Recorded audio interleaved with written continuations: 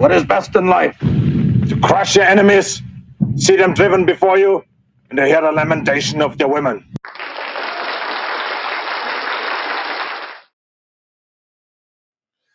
All right.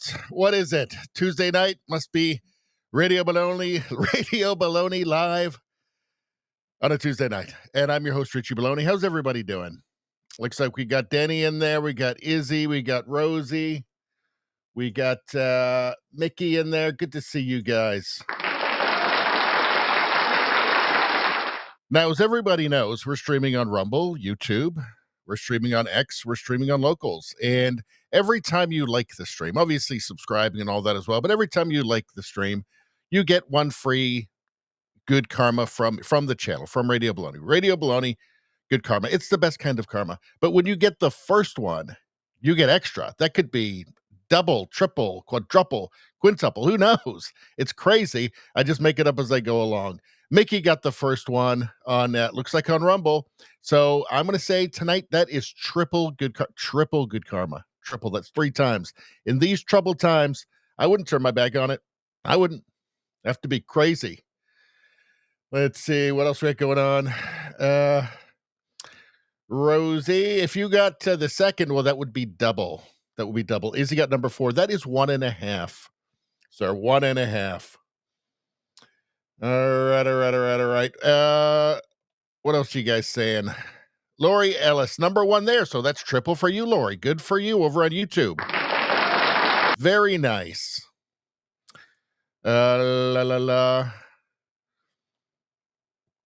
Denny, good evening, everyone. Good evening to you, Denny. Number 2, that's double. Double good karma for you. Good things are happening.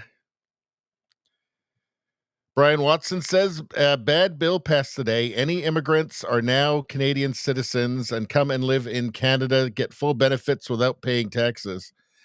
I have not seen that, but I will have to look into that. That passed today, you say? Any immigrants are now Canadian citizens and come live in Canada. I did not see that, so I will have to look into that, my friend. Rosie says, Mickey and I voted that chocolate should be on every stream that has boobs. No, that's not the way it works. We went through a very tough, rigorous negotiation process, and it's they, them energy, which is, it's a Tuesday, isn't it? That reminds me, Xerxes and Turtles agreed. It is a Tuesday, and I am feeling a bit low energy. And what can be done about that? I mean, I've tried everything. I had a coffee, had some espressos.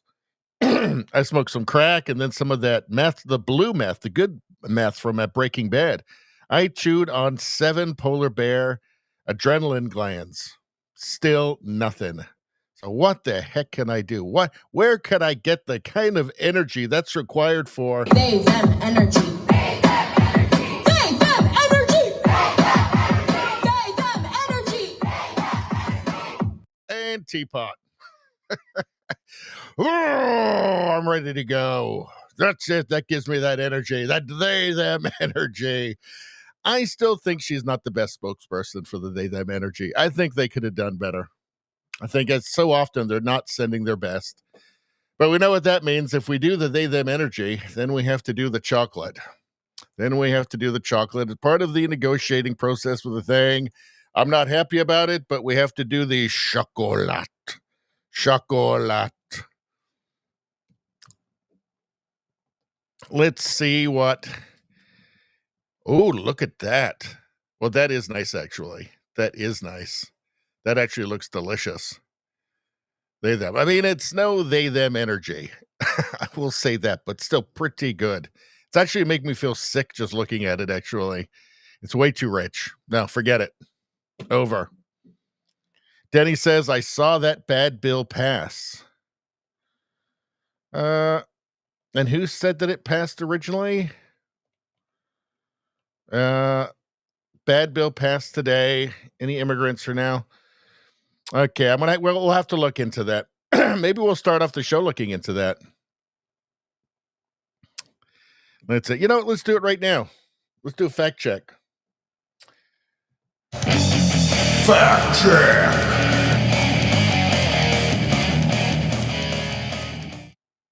Okay, 1 second.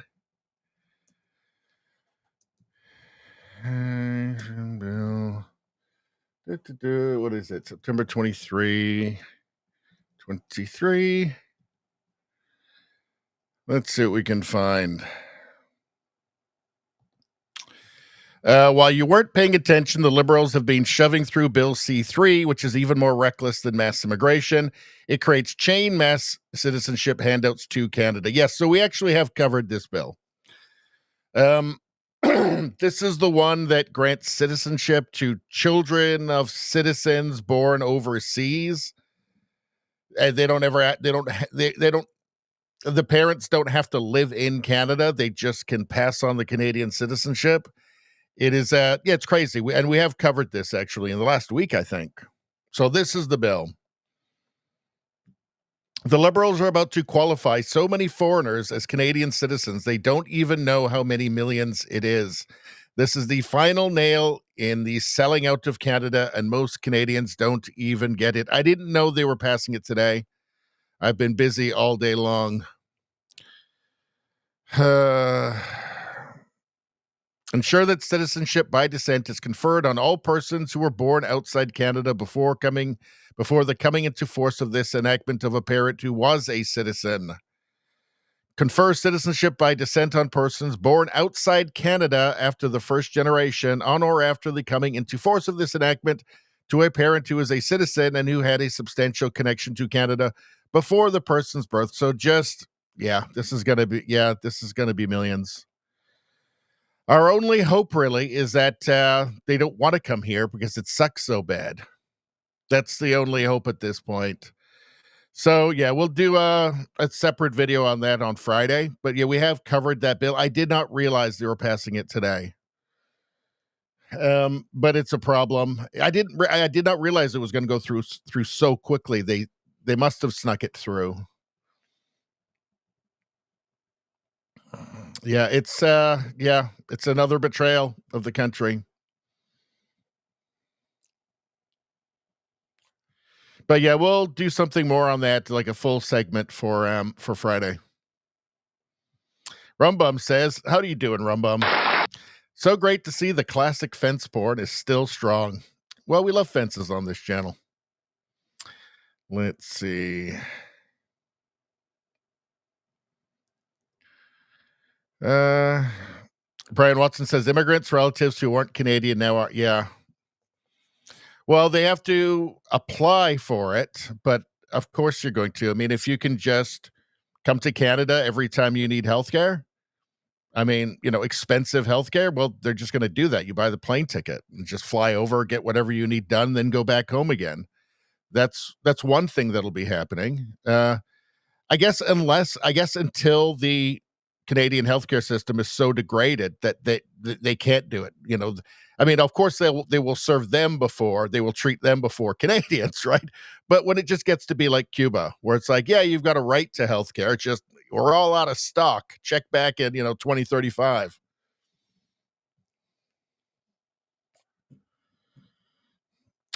Let's see. Mickey says we used to get David Hasselhoff. Well, you can still have David Hasselhoff. I mean, we'll do it right now. For the ladies. You know what? I should actually, because I've got a separate tab for this. I'm going to pop the thing about Bill C3 into the bookmark I already have for it. I just got to find out where it is. Let's see. Where is it? Where is it? Just stick with me. This is probably a terrible way to start the show. But I should just do this now, otherwise I'll forget. And hold on. Where the hell is it? Have I lost everything? Hold on.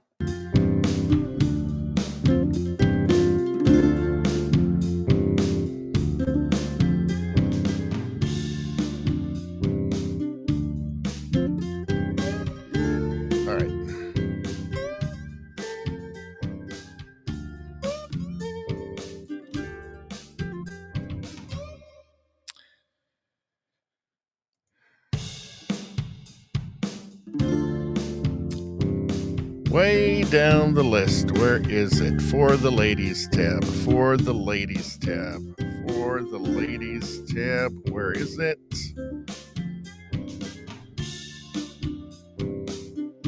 Oh.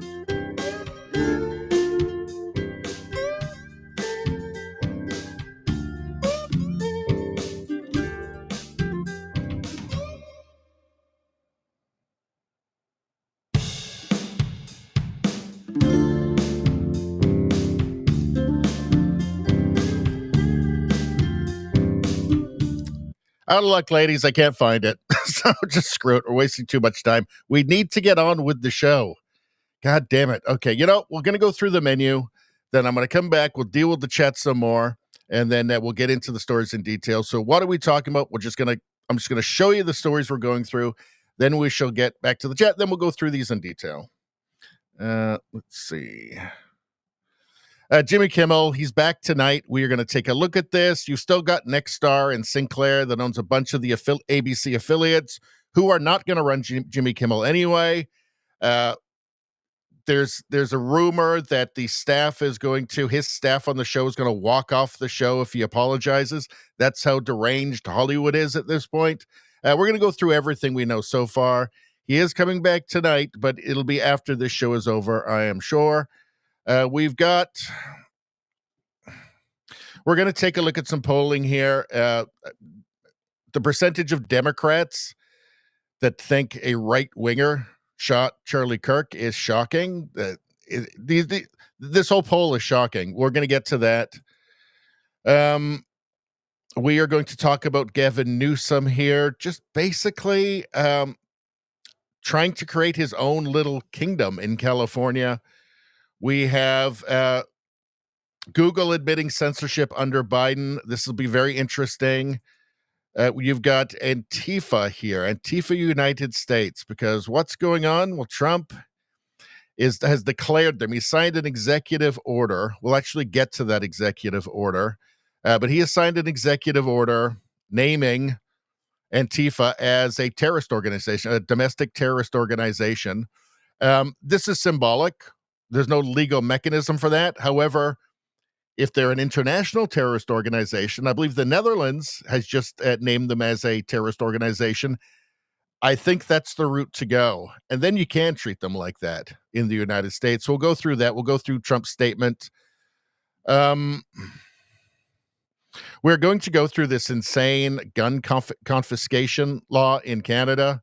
And that's exactly what it is. And when they say it's voluntary, it's a lie. And I'll show you why. Pierre Poilievre, we're going to go through some memes. We're going to talk about the ostrich farm a little bit. You know, the bird flu one. The government is dead set on murdering all of those ostriches for no reason. We've got Trump just destroying the UN. This is going to be fun. It's prime Trump. Let's see. We've got some Canadian media bias here. AI. We've got crazy stuff. So that's an AI right there. This is the guy controlling her. And you just can't tell. So I'm saying OnlyFans is in trouble, I think. Let's see. Yeah, so here's a guy who's getting told he's going to be arrested. This is in the UK. He's going to be arrested if he doesn't leave the Palestinian rally because he's visibly Jewish. So that's where the UK is right now. Woke mind virus. Everybody loves the woke mind virus. Then we've got the last tab, and we've got a few things on here, and it's all good times. Everybody's going to love it. Some mixed up crazy stuff there. And of course, we have the Fence Show. All right. Let's do the chat, and then we'll get started.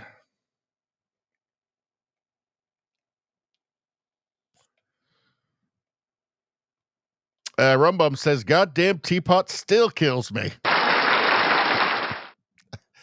That teapot lady. Brian Watson says, "Unacceptable fringe had what? Can't wait to vote Alberta independence." Alberta independence. There are people, I think, kind of like normie politics people in Canada who just think, there's no way that's going to happen. No, that's not going to happen. There's not the support there. And it can happen. It can absolutely happen. Am I saying it's going to happen for sure? Well, things can change. But it can. And anybody who thinks it can't happen, and I'm not saying tomorrow. I'm not even saying next year. I'm saying it can happen. It would take years to happen. There's an enormous amount of legal wrangling that would have to happen, but it could happen. Brian Watson says, Liberals, Bloc, NDP voted for the bill. Of course they did. The weird thing about Quebec is that they're so paranoid about their language, and they have such a problem with Anglos, and yet just bring in the world. Just bring in the world. Bring in a bunch of people who don't speak French.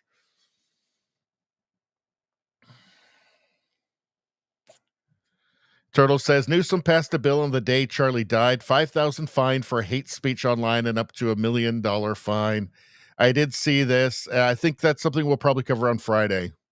I don't think we have time tonight. Turtle says, not quite sure, making illegals citizens in Canada. I don't, well, they do want to do that as well. But that's not what that bill today was about. Turtles, Keith Olbermann threatening Scott Jennings, death threats. I think I've got something on that. I did see that. He's playing innocent on it. It's pretty clear what he said. I do believe we've got that. In fact, I think we've got that in this tab here, in the Charlie Kirk tab. We've got a bunch of stuff. What else you guys saying? Nevada says, Kimmel is washed up and irrelevant. Well, if you've got all these affiliates that refuse to show it, and they didn't like showing it anyway because they said they were losing money because nobody watched it, especially depending where you are. If you're in a very red place, a really red state, it's going to be less people watching it, obviously, because they don't want to watch somebody just lie about them for an hour. His show is not going to last past 2026 anyway. I doubt any of them will. They're just not profitable anymore. It's a dead form, I think.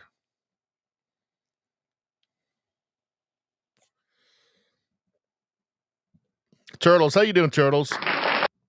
Yes, make it international terrorists, Antifa. Yeah, that's... Now, I saw Will Chamberlain earlier, and he was saying that what he's hearing is that, yes, they are going to try and make it international, and then they can get them. I mean, they can get them in the States anyway, but it'd be a different set of laws and restrictions on what they can do and can't do.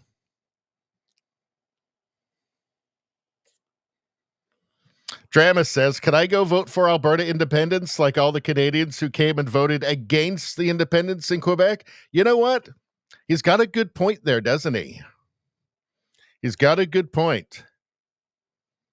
Because if it went to a national vote, now apparently it does not have to for Alberta, but if it went to a national vote, it would be a no because they'd want Alberta's oil money, right?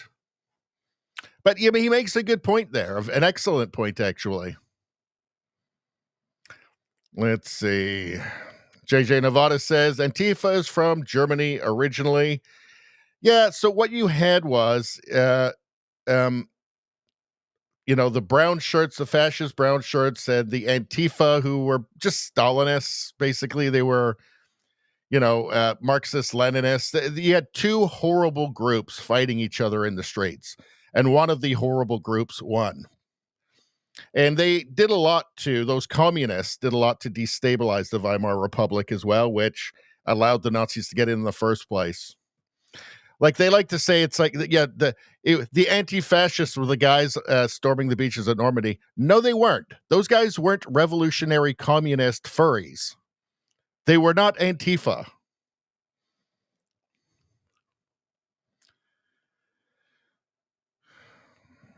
Rosie says, how is one visibly Jewish circumcision? Well, I think it's the, what do they call it? The yarmulke, the cap.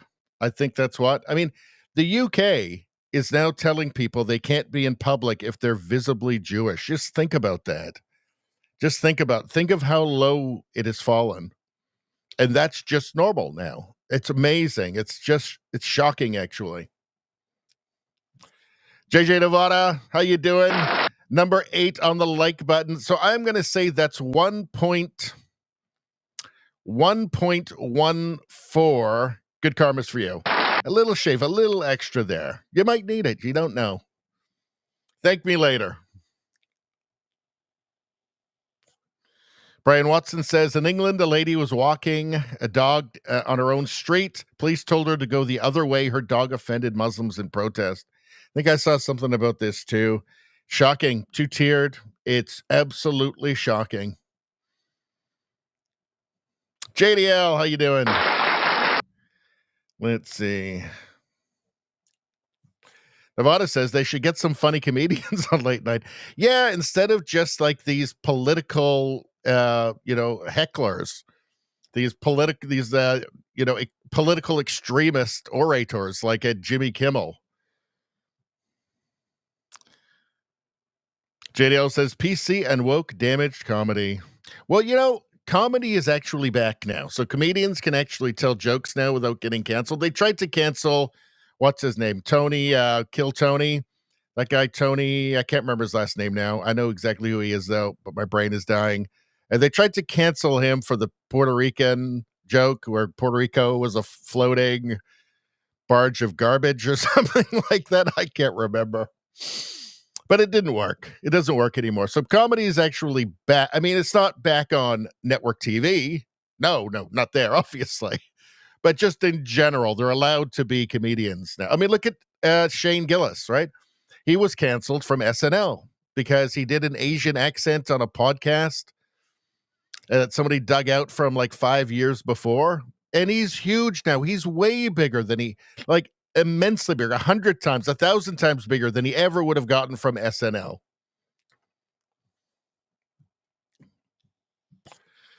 All right. Well, let's just get to it. Let's get to the show. Rosie says, the Yarmulke. That's what I get. Is that how you say it? I don't know. That's what I get for listening only for a short time. You have to listen to all of it. So what's going on? Jimmy Kimmel. Breaking, Nexstar, the largest ABC affiliate group, is refusing to air Jimmy Kimmel on their networks. Now, Jimmy Kimmel is back Tuesday night. Tonight, he's back. They've let him back on again. We talked about it a bit last night. Why? I think it's because of the terroristic threats against ABC, against their executives, against the stations. I think that they bent the knee and they chickened out. I think that's exactly what's going on because the affiliates are still not going to show the show. The advertisers are still pissed off. So I think it's the death threats. I think that the leftist terrorism worked. Or maybe I'm just going to throw this out there because the original reason for suspending Jimmy Kimmel was that the network told him, you can't lie about the assassin, Charlie Kirk assassin, and you're going to have to go on and apologize. And he refused. And they said and also he was going to go on the next night and then roast MAGA again. And they said, nope, we're not having this suspended. I wonder if, because apparently he's not going to apologize tonight either.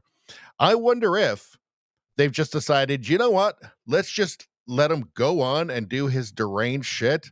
And then we can just outright fire him, save a bunch of money.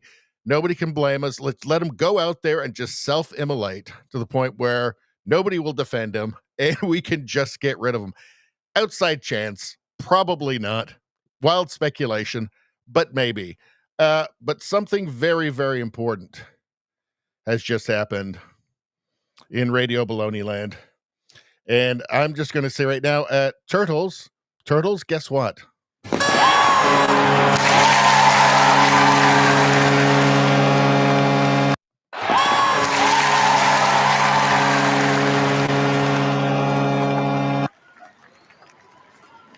Turtles has done a $5 Rumble rant, and let me get it up on the screen here. Here we go. Really a very beautiful $5 rant. It says, "Save Canada, people." I mean, it's just this is nature's greatest miracle right here, happening in front of us right now. I know that none of us will ever forget this moment. It's a beautiful moment. Thank you for appealing to my greed, Turtles.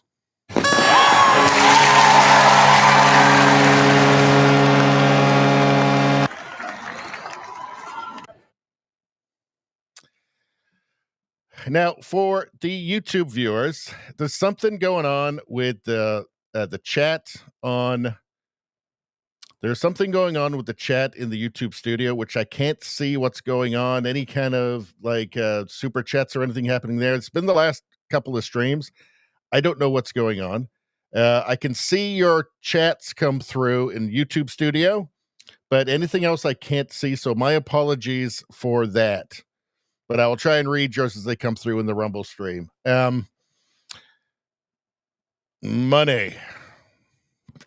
Money. I love it. One other thing. I forgot to do this earlier. Everybody, I've started a new YouTube channel. So if you're watching the stream live right now, you're on this channel here, Radio Baloney, the original one with 13,000 subscribers. This is only going to be for live streams and Canadian news now. Radio Baloney News is going to be all the world stuff, the U.S. stuff, the meme review stuff. So it's all clip stuff. So, I'm doing like 50 hours a month of streaming right now. So very few people are going to see all 50 hours. So you can get clips that have been edited down and made nice and digestible. You can find all the world stuff, the U.S. stuff, and woke stuff, all of that at Radio Baloney News. So go over and subscribe because the algorithm on YouTube is not going to help me. So I'm kind of relying on you guys for that. Thank you very much. All right. And also obviously everybody subscribe wherever you are right now and like the stream, blah, blah, blah, blah, blah. All right. Let's see. JDL got the 10th like. So that's 1.09. 1.09. That's still pretty good. Hit the like button, JDL says. Hit the like button.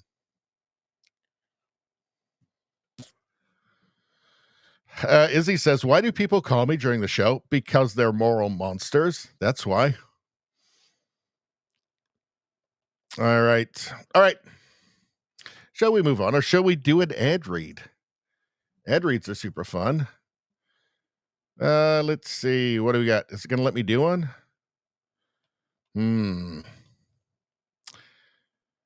What have we got? What the heck is this one? There's some new ones here. Let's see. How about... Well, let's just do a nice Rumble one. We love the Rumble ones. Everybody loves them. All right, people, if you haven't already, make sure you download the Rumble app. It's free, communism free, simple to use, and the best way to stay connected to the content that you want. Once you've got it, search for my channel, that'll be Radio Baloney, and hit follow. That way, you'll get a notification every time we go live. No missed shows, no extra steps, no communism. And you won't hate yourself afterwards. That's a problem some people have with different channels. You can grab it right now using the link in the description or the pinned live chat. Download it to your phone and you're ready to go. And you are ready to go. It's that easy. And if you prefer watching on the big screen, I often do, Rumble is available on all major streaming devices and smart TVs. Just search for Rumble, follow the channel, and be part of the action. And don't be a commie.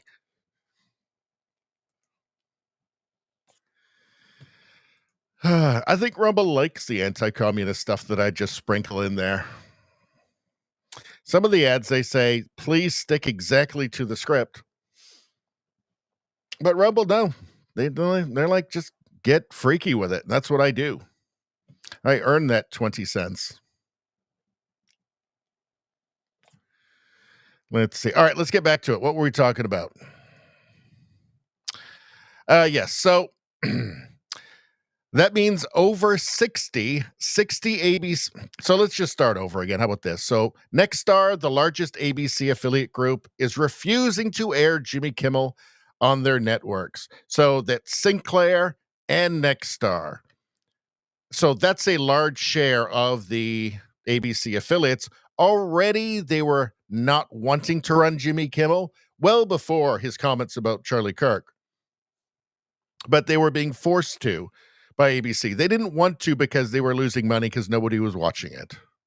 So it was hard to sell ads on it. And it was just seen as a negative and a money loser.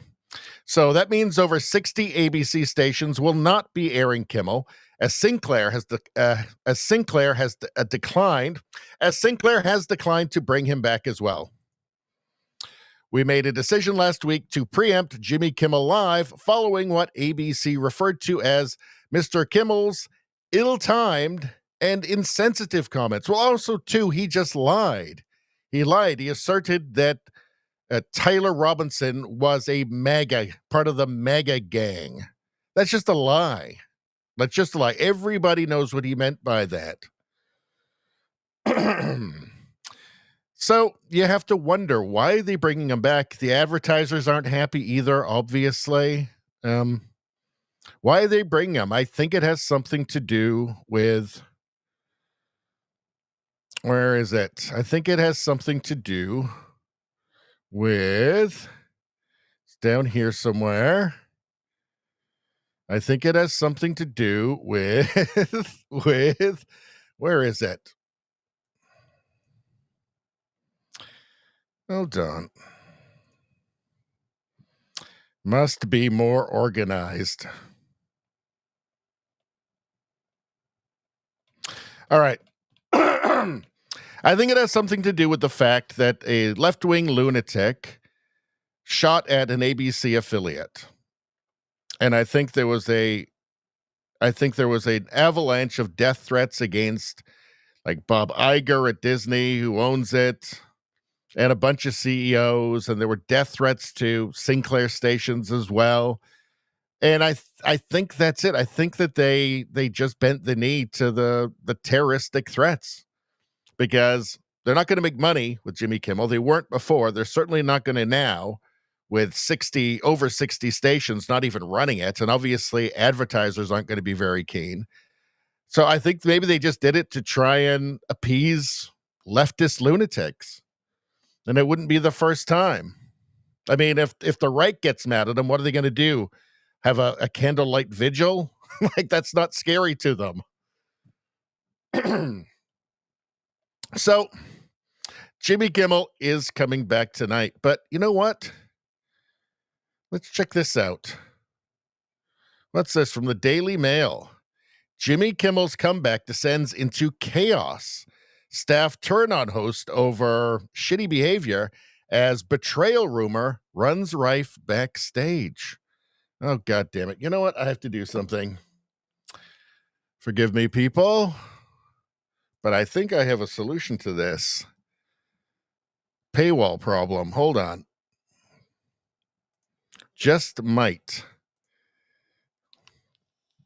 3, 2, 1, and we do. Oh, isn't that see, that is convenient. All right. So I do have it. Magically, I have this now. Jimmy Kimmel's comeback descends into chaos. Staff turn on host over shitty behavior as betrayal rumor runs rife backstage. So what's going on? Panic gripped the set of Jimmy Kimmel Live on Tuesday as staff admitted they had no idea what the host would say on his dramatic return to air, and threatened to walk out if he apologized. So they threatened to walk out if he apologized for lying about a political assassination and trying to blame MAGA for what their side had done. So we saw the reactions after the assassination from doctors, nurses, lawyers, teachers, professors, not just fringe people, like not like fringe homeless people or something, but like adults, professionals, like professional people, not fringe weirdos, which means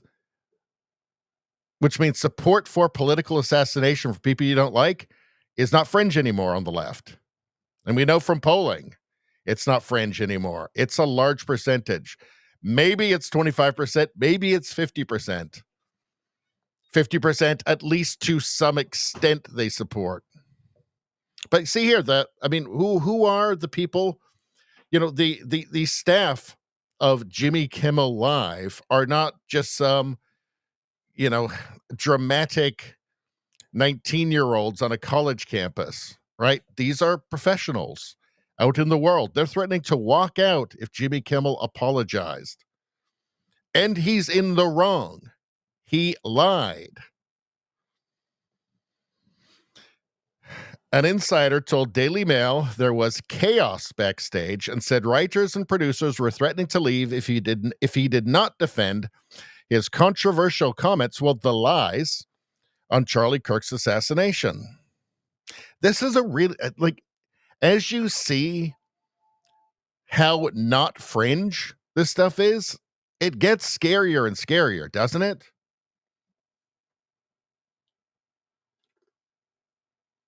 Like, these aren't some like teenagers playing revolutionary.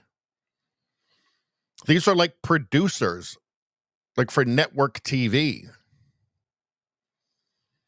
The 57-year-old comedian show was pulled for a week after his remarks sparked outrage and a warning from the FCC. Well, there was no official warning. There was a statement, probably an offhand statement on the Benny Johnson show.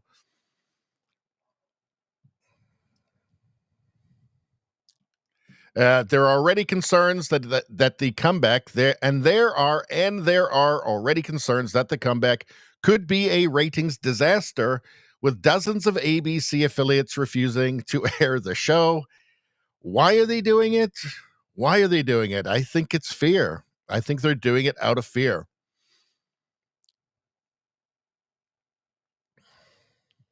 The source told the Daily Mail that Kimmel's team would feel betrayed if he bowed to pressure from the studio executives and failed to come out swinging with his first on-air comments. So, I mean, it's a source. Do we know? Is this absolutely verified? No.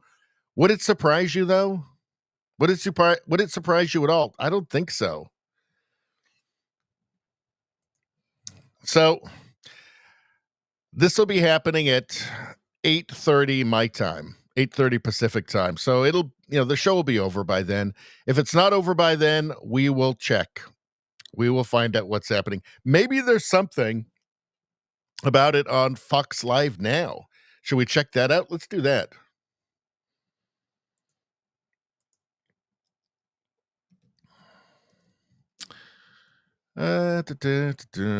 Let's see. What's on there? There might be. Community to implement all relevant Security Council resolutions, namely resolution. Well, it's not that. That has nothing to do with Jimmy Kimmel. We'll go back to that. What else have we got here? Moog Rogue says, what's this? Jimmy Kimmel returns with his first guest, Tyler Robinson. Would it even surprise you? Right? Would it even surprise you? A lot of the left thinks this guy's a hero, just like Luigi. I'm sure that'll be very comforting for this guy as he spends every second of the rest of his life in hell. Because, it's not going to get better for him from here on out. Let's see. Yeah, Sinclair canceled airing tribute to Charlie Kirk after ABC stations got violent threats. I wonder if it's the violent threats. I think that's a pretty good possibility that they're just kneeling to the woke, insane mobs at this point, to like half of leftists now. Let's see. Sinclair says Jimmy Kimmel's suspension is not enough, calls on FCC and ABC to take additional action. Sinclair's ABC stations to air a special in remembrance of Charlie Kirk. That didn't happen because the left threatens to just kill everybody and everything they don't like. The breaking: Sinclair rejects ABC's decision to reinstate Jimmy Kimmel, replacing his show with news until further notice. Sinclair, beginning Tuesday night, tonight, Sinclair will be preempting Jimmy Kimmel Live across our ABC affiliate stations and replacing it with news programming. Discussions with ABC are ongoing as we evaluate the show's potential return. So maybe it will come back. They're not ready to do that yet. Why bother? I mean, the show's going to be gone once the contract is up next year anyway.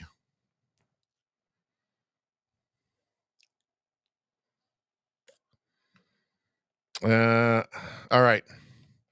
So that's everything we have on that. So let's check around if the show's still going at, say, 8:45, because I think it starts, the show actually starts at 8:35 Pacific time. So if it's still going and we're if we're still going, say at I don't know, 8:45 or 8:50, say my time, we'll check it out, because the clips will be coming out fast and furious, right? They'll be out immediately. So we will know All right, so that's that, and we can move on. But let's first go back to the chat. Here we go, back to the fence show, and I'm going to see what you guys are talking about. Everybody subscribe to the channel. Everybody like the stream. Get that free good karma right now. What are you waiting for in these troubled times? Everybody can use some good karma. Don't be a fool. Don't play with your future. Don't risk everything. Like the stream now.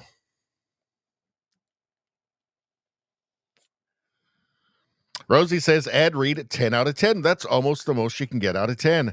Short due to walking dogs. Oh, dear.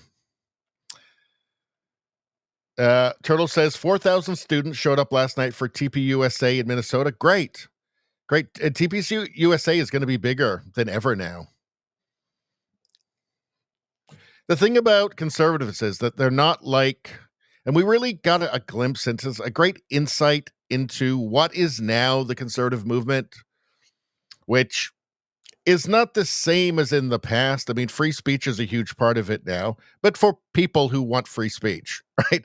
I think we're maybe getting to a point where if you don't want to participate in an open market place of ideas, and your idea of that is just, a place with littered with the bodies of your enemies, with you standing there as a tyrant,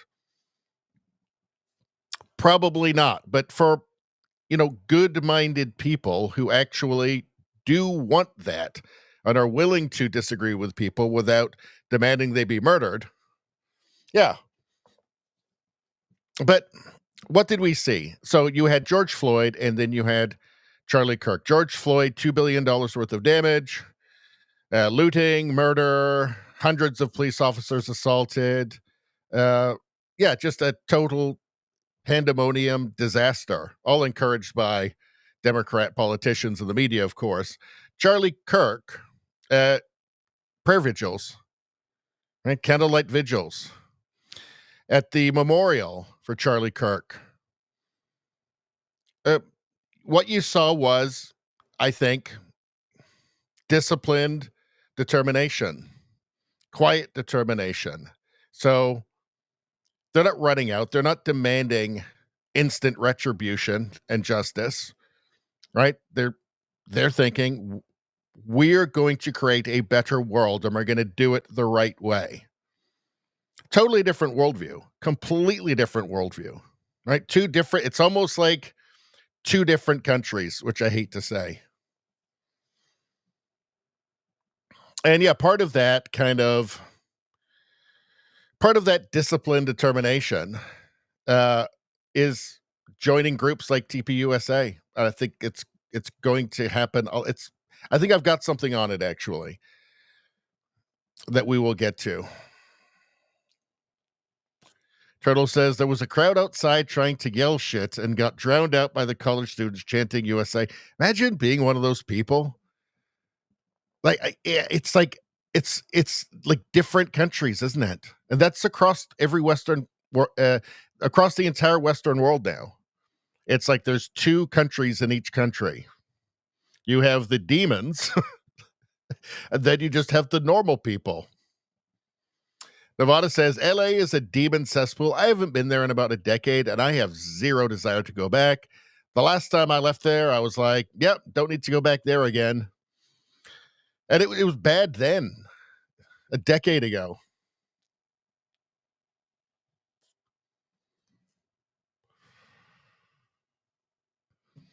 Rosie says, bet these Kimmel workers are great at relationships and marriage, too.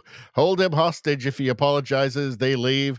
You should let them go. SAG-AFTRA would fill the slots in moments. Well, maybe. I think it just does expose just how common these insane beliefs are, right? That like the fanaticism is. It's not just random. It's not just some crazy college kids anymore.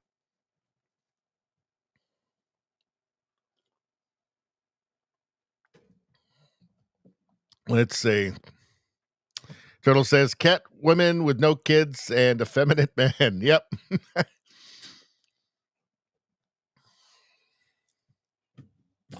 All right, let's move on. What are we doing next? So, yes, this is what we're talking about. Talking about Turning Points USA. Nick Sortor posted this. Turning Point just announced they will be continuing the campus tour Charlie Kirk started. And some big names will be filling in for Charlie. Tucker Carlson, Megyn Kelly, Governor Glenn Youngkin, Glenn Beck, Mike Lee, Andy Biggs, Jeff Landry, and an even bigger guest to be announced soon. An even bigger guest? I mean, Tucker, Megyn Kelly, they're pretty big. Glenn Beck. So I don't know who that would be, but this is gutsy. And this is the right thing to do. Now, they're going to have serious security because obviously another leftist is going to emerge. There's going to be another copycat. We knew it with Luigi Mangione after he murdered just a guy, after he murdered a man in cold blood, shot him in the back on the street. A healthcare company CEO just executed on the street, shot him in the back. And the left thought this was wonderful, just the bee's knees. They lionized him, still are. Sold merch and all kinds of stuff. So we knew then that, of course, there's going to be copycats. Of course there will. There'll be some life loser who'll want to get the Luigi Mangione treatment. Now, I guess they don't think far enough ahead to think of, oh, yeah, their life will be over. And it will just be hell from then on. But, of course, there's going to be copycats. We've seen the rhetoric that continues to come out of CNN, MSNBC, or MS Now, whatever it is. You know, left-wing influencers. The rhetoric that continues to come out, yeah, it guarantees it. They're going to have serious security, bulletproof glass in front of them, because there will be more. Obviously, there will be. That's the culture on the left now. That culture has been built there. And it's just how many people are ready to actually take up arms for it. But good, this is what should happen. They just got to be very careful to keep them safe.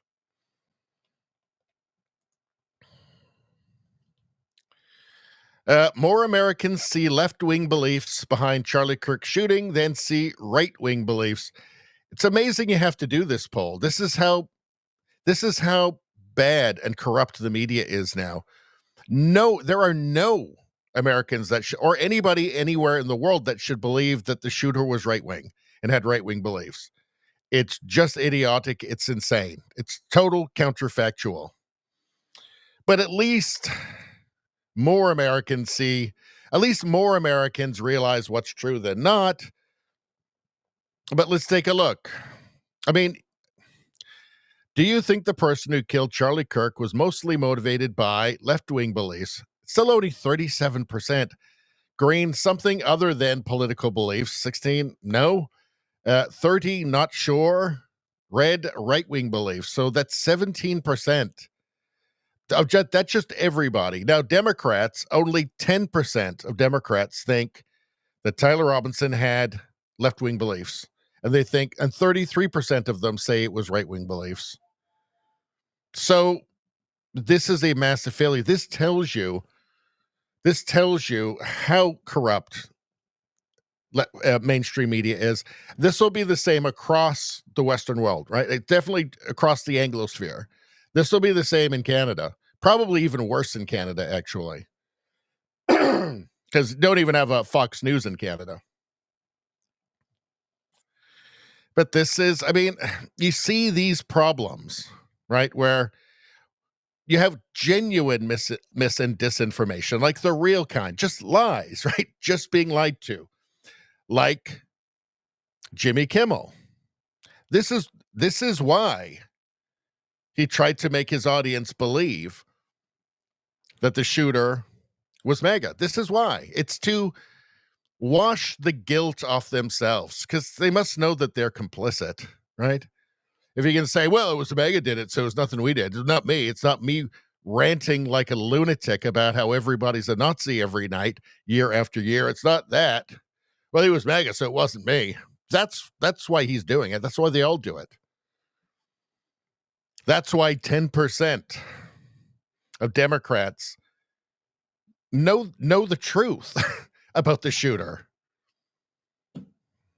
I mean, this is so broken that it should be very, very concerning to everybody.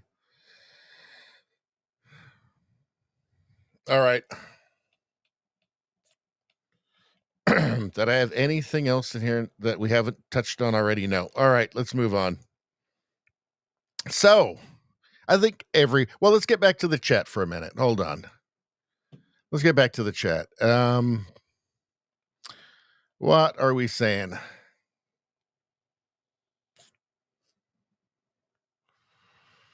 JDL says no looting either. Yes, no looting at the Charlie Kirk Memorial, right?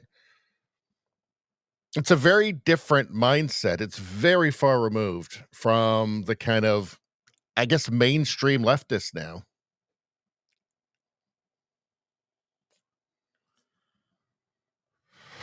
Turtle says Bill Nye just got a star in Hollywood. Who's going to shit on it first? I don't encourage that. Devada says probably some homeless guy, and he won't even know who Bill Nye is. That's the place he normally does his dump in the morning. Turtle says, I am almost absolutely certain that my mom believes that. She's all about the No Kings. So the next No Kings is going to happen October 18th, thanks to Rachel Maddow telling us. So, yeah, I mean, you have to understand, too, that there's so much, people have so much invested in these beliefs that they have that it's just too difficult for them to walk away from it. It's almost too inconvenient.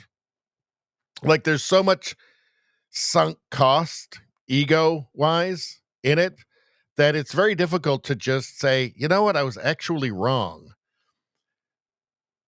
So if you're just determined to not take that ego hit, right, that you've been, all of this, to admit that all the stuff you've been saying, all the stuff you've been talking about, everything that you've believed has been wrong and you got tricked. Well, at that point, there's no amount of reality is going to cure you. Like reality can't cure you at that point. You just want to believe what you believe. It's just easier that way. Everybody, all your friends agree with it. So let's just keep the charade going. Which is sad. It's frustrating when it's a family member, but family comes first. Before political ideology. Now, that's only the right that thinks that, or conservatives that think that, by the way. Left doesn't agree. Now, here's something we all knew, but, here is the confirmation of it. Jimmy Dore said, in 2021, I was censored on YouTube and Facebook for accurately reporting that the COVID vax did not stop transmission of the virus. Now everyone knows this, but at the same time, people still thought it was an actual vaccine and believed that pharma bought and corrupted, and believed the pharma bought and corrupted corporate media. For that, I was called an anti-science grifter and way worse. Of course, those people will never acknowledge that they acted like monsters who were trained like monkeys by big pharma propaganda to attack people who dared tell the truth about the biggest lies they were ever told. This is another one where there's so much sunk cost in terms of like ego and reputation into believing something that you're being pressured into believing. And it's very hard. Like, I think that people can know that they were wrong and just say, I don't care. I'm not going to admit it. Again, there's just too much sunk cost there. So Google admits censorship under Biden, promises to end bans of YouTube accounts of thousands of Americans censored for political speech. Today, thanks to the oversight of Chairman Jim Jordan, who's been really good, by the way, Google commits to offer all creators previously kicked off YouTube due to political speech violations on such topics as COVID-19 and elections an opportunity to return to the platform. Google also admitted the following to the House Judiciary Committee. The Biden administration pressured Google to censor Americans and remove content that did not violate YouTube's policies. Now, we all knew that this was going on, right? Without confirmation. We knew that they had the backdoor portals into, Google and Twitter. It was Twitter at the time. And they were essentially just giving orders to them, just saying, take this down, take this down, take this down. And actually, like shouting at them, freaking out. Mark Zuckerberg said that they would scream at his staff to take things down. But what's important is that we have confirmation that they were demanding content be removed that did not violate YouTube's policies. And just a clear First Amendment violation right there. The Biden administration censorship pressure was unacceptable and wrong. Public debate should never come at the expense of relying authorities. The company will never use third-party fact-checkers. The company will never use third-party fact-checkers. Well, I'll see it when I believe it. The third-party fact-checkers are all like Soros-funded. They're all leftist-funded organizations they're just propaganda. It's like the ADL or the ACLU. Now, they're all just, leftist organizations, partisan organizations. Europe's censorship laws target American companies and threaten American speech, including the removal of lawful content. UK is very guilty of this, and we've got something on that. These major admissions come after Chairman Jordan's subpoena to Google and a years-long investigation into the company. So, hold on. Yeah, so we all knew what was going on, but it's good to have the actual confirmation, official confirmation. Let's see. Turtle says, Tim Pool is asking for 400 videos put back. He is yet another man getting constant death threats. He was swatted 15 times and doxxed. Yes, that's all true. And yes, he is asking for, I think 400. He's asking for I'm not sure if it's 400 videos put back, but he's asking for some. I think his episode with Joe Rogan, when he was on the Joe Rogan show, I think that one was censored, and he wants that one back for sure. And but we all knew about the censorship, but here's just confirmation, right? Just how bad it actually was. And not that we didn't know how bad it was, just here's the confirmation they were actually doing it. This is from Google itself. And Google, I mean, as woke as Google is, I'm sure they still didn't like government just directly interfering in their business. Nevada says, how many times did Google lie to Congress in the last 5 years? Well, that's a very good question, isn't it? All right. So, Homeland Security. To be clear, we will not comply with Gavin Newsom's unconstitutional mask ban. So he doesn't want ICE law enforcement to be able to wear masks. This is insane. Obviously, they need that. The state government, the municipal governments, the mayors are encouraging violence against ICE officers. This is not ambiguous. It's insane. It's like California wants to become its own little country. It's like obviously what this is just defying the federal government on something really fundamental, which is law enforcement, border enforcement.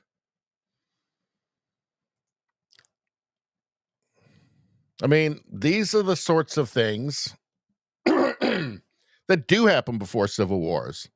In a civil war, you have two power centers, right? Would one power center be DC and one be, I guess, is Sacramento the capital of California? They'd probably just make San Francisco the capital. Let's take a look. I'll be signing a bill, the first in the nation, saying enough. ICE, unmask. What are you afraid of? What are you afraid of? And here's what the acting U.S. attorney for the Central District of California. Well, what are you afraid of? Afraid of terrorists. They're afraid of terrorists. Far left terrorists. That's what they're afraid of. They're afraid of getting doxxed and having their families attacked.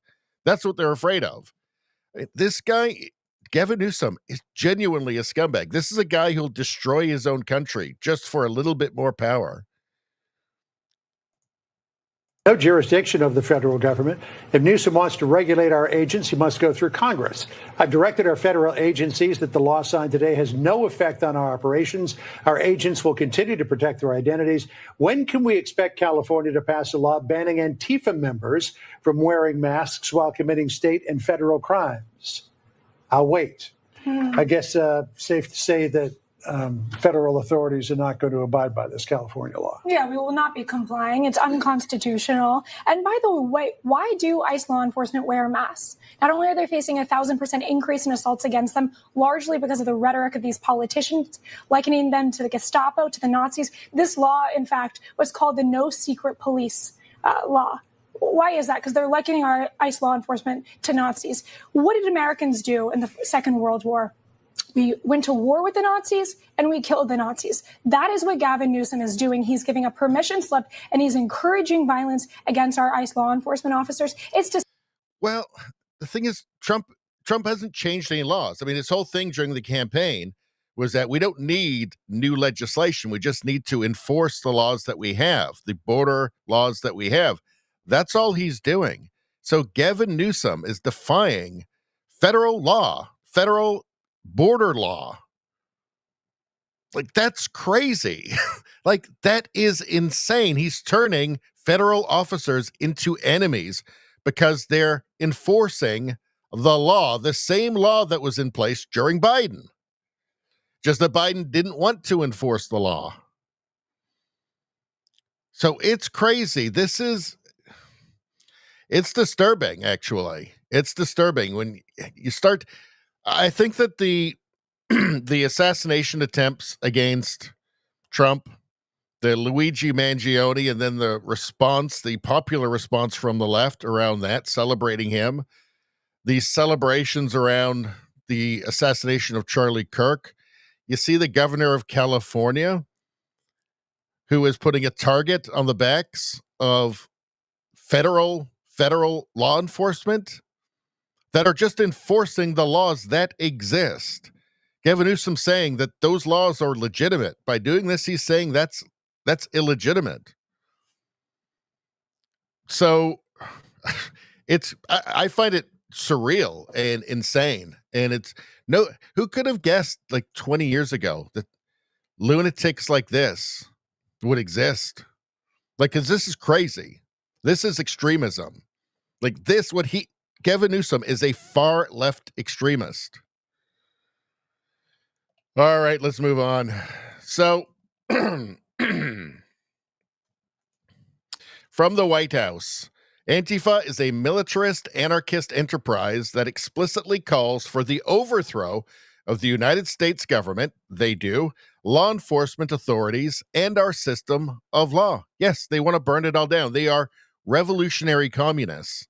Thanks to the leadership of President Trump, they are now classified as a domestic terrorist organization. Now, this is a symbolic designation.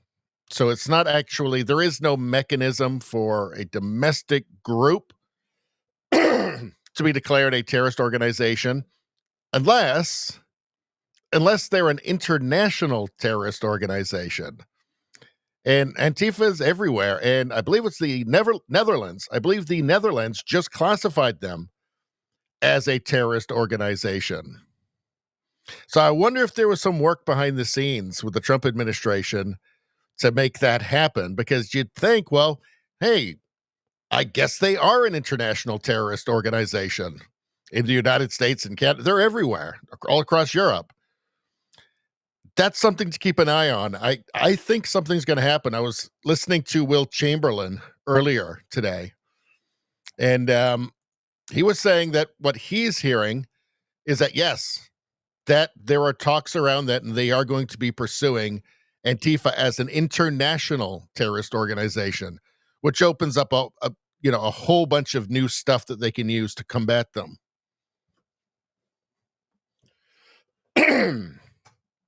Section 1. So this is straight from the White House. This is Trump's executive order.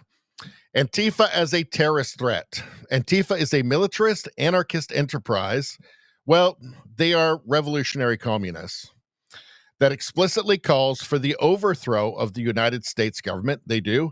Law enforcement authorities, yes, and our system of law. It uses illegal means to organize and execute a campaign of violence and terrorism nationwide to accomplish these goals. This campaign involves coordinated efforts to obstruct enforcement of federal laws through armed standoffs with law enforcement, organized riots, violent assaults on immigration and customs enforcement and other law enforcement officers, and routine doxing of and other threats against political figures and activists. They have to go through and just clean this whole thing out. Designated as a domestic terrorist organization. And we have endless evidence of this. They've been doing this for years. They've been going, they're at every riot, right? Trying to stir it up. Anytime anything patriotic or any conservatives gather for anything, they're there to attack them. There was the small matter of besieging the federal courthouse in Portland for weeks, continuously trying to light it on fire. I mean, what more do you really need? They have killed people. They've caused an enormous amount of violence, death threats. It looks like the assassin of Charlie Kirk was involved with them as well. Because of the aforementioned pattern of political violence designed to suppress lawful political activity and obstruct the rule of law, I hereby designate Antifa as a domestic terror organization. All relevant executive departments and agencies shall utilize all applicable authorities to investigate, disrupt, and dismantle any and all illegal operations, especially those involving terrorist actions conducted by Antifa or any person claiming to act on behalf of Antifa, and for which Antifa or any person claiming to act on behalf of Antifa provided material support, including necessary investigatory and prosecutorial actions against those who fund such operations. Well, hopefully they get all of them. So I hope that means we're getting all of them. So, again, this is really symbolic. It's not really a legal thing, but it's a signal that we're taking this seriously. We're going after them. And we're going after them as an organization. They're going to use RICO laws. And I hope they can go hard and just do it. And this will be an example to other countries around the world to deal with these violent lunatics. In Canada, they are everywhere that decent people are attacking those decent people.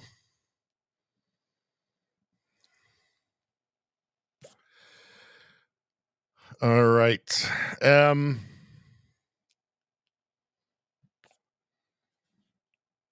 Let's see. Andy No says this. What happens next will take much resolve. Antifa are already moving further underground after one California cell was exposed.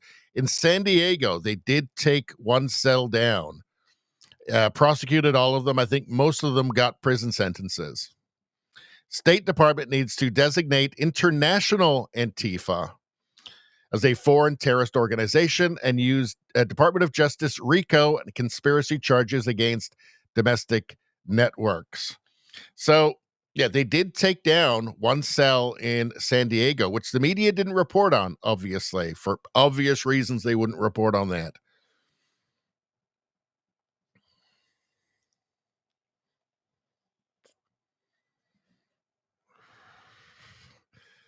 What's this? Daily Gondor. Remember, if you can't report them for cringe, report them for terrorism.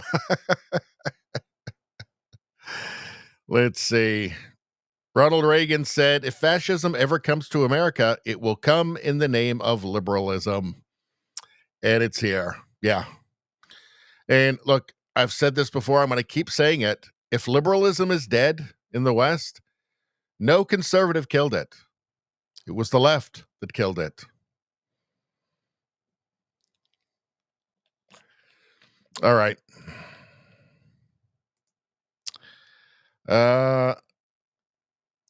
Andy, no. On May 28th, 2021, I ran for my life through the streets of downtown Portland, Oregon.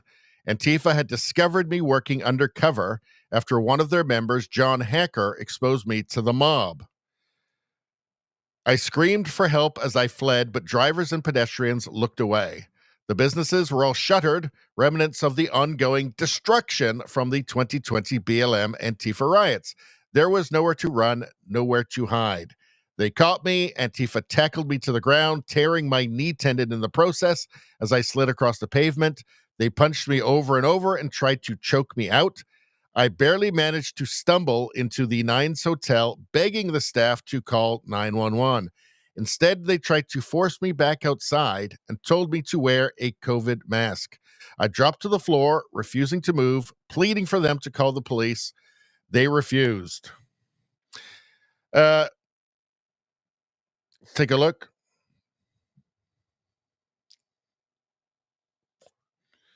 There he is trying to get away.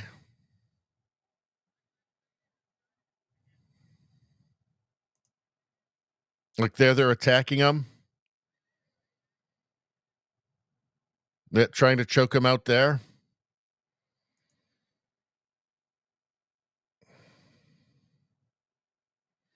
Nobody would help him, of course.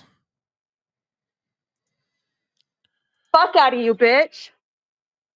Y'all, Andy knows here at the Nines Hotel. Andy knows inside the hotel calling the cops on everyone, saying that he's going to get killed out here. Scum! Nazi scum! You see that face, Andy? Andy! So there they are screaming Nazi scum at a gay Asian immigrant. Andy, no. And media didn't tell anybody about that. They don't bother with that stuff. Doesn't really matter. Not part of the narrative.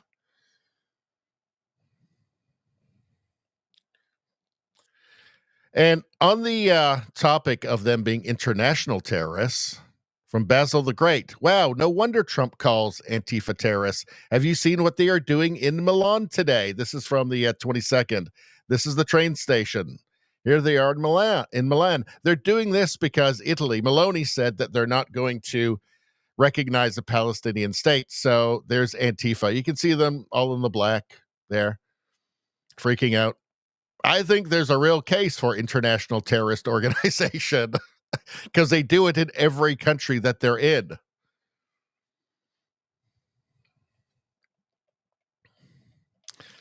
All right. Let's move on. Let's get back to the chat for a minute. What are you guys talking about? Who we got?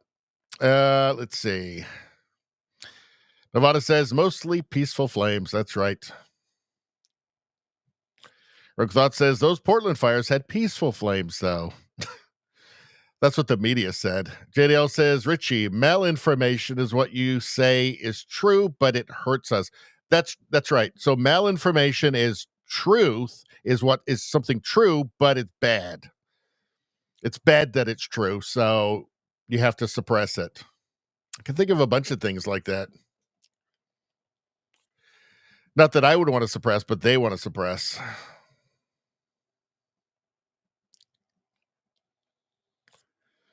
Let's see. I think talking about ICE agents with the masks, I'm telling them that they can't wear masks. Just tell Newscomb they're afraid of COVID. Rogue Thought. Well, he'd have no comeback for that, would he? None whatsoever. JJ Nevada says, and this is a great point. He says, all I know is I'm going to get Greenland next year. So regular viewers of the show will know that JJ Nevada is absolutely obsessed with getting Greenland. It's all he can think about. He falls asleep every night thinking about being the Grand Lord, some sort of Grand Lord, president of Greenland, just owning Greenland. He really, really wants it badly. there's a little bit of a conflict here because I've already declared myself emperor of Greenland. So I don't know. There could be some conflict brewing in the future at some point between myself and JJ Nevada. But you know what? May the best man win. To the victor goes the spoils. Let's see. What else we got?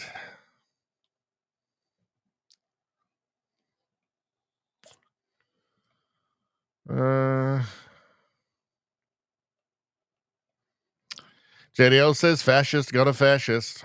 Yep. It's such a thin disguise that they wear too. These are clearly not the good guys. Right? They act exactly like fascists, but they're useful for the Democrats. They're like the Democrat paramilitary. So they're just always there in waiting for the Democrats or the Liberal Party in Canada, or whatever leftist party, just to set them free, right? Set them loose when they need it. Let's see. Izzy said, sad they think they're the good guys. I don't think they do think they're the good guys. Like, I think these are people who know, like, what communism brings, and they want it. Like, these are people who know that if they get what they want, millions will die. Millions will be murdered, and they want it. So I don't think they even see themselves as good guys. Like, I think they're just psychos. I think they're just psychopaths.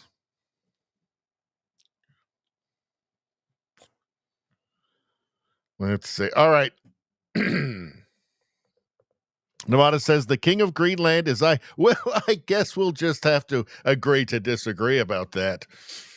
All right. Where are we next? Gary Ananda Sangari. Gary Ananda Sangari. So his first name, as you can see here, is completely unpronounceable in English. He is the public safety minister. We just call him Gary. Ananda Sangari. I like the way it rolls off my tongue. I actually like Gary Ananda Sangari. He's just kind of this affable half-wit. Unfortunately, he's a liberal, and he's in the liberal cabinet. It's not at all surprising, actually, judging by the rest of the quality they have that Mark Carney has at his disposal. And Mark Carney is he's not so great himself. Canadian Public Safety Minister Gary Ananda Sangari was recorded by his own tenant saying that he didn't agree with the Liberal gun confiscation bill and that Mark Carney told him to do it to get Quebec votes. To get Quebec votes. So there is a gun confiscation law in Canada, and they're saying that they're calling it a buyback program. Apparently there's not enough money to actually pay everybody for their guns, but they're saying it's voluntary. It's not actually voluntary. There is an amnesty period, and if you don't voluntarily give up the guns, your sporting rifles, right? Granddad shotgun. If you don't willfully give it up or voluntarily give it up, you will be arrested and they will charge you with a crime. So it's not actually voluntary. Now, Gary here, he was recorded talking about it. Let's watch this. Of a property that Public Safety Minister Gary Ananda Sangari owns in Toronto.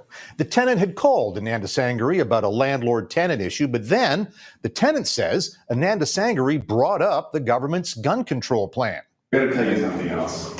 You may not be happy with. We're launching a gun buyback plan. Ananda Sangari and his tenant have known each other for a while. The tenant legally owns an assault rifle that will soon be banned by Ottawa. Ottawa expects gun owners to sell their freshly banned guns to the government. The tenant says he does not want to sell, and in the recording he provided to Global News and others... By the way, they don't show you the actual gun. They just show you the scariest looking guns they can find. This is how they manipulate the Canadian public. He tries to convince Ananda Sangari to scrap the policy.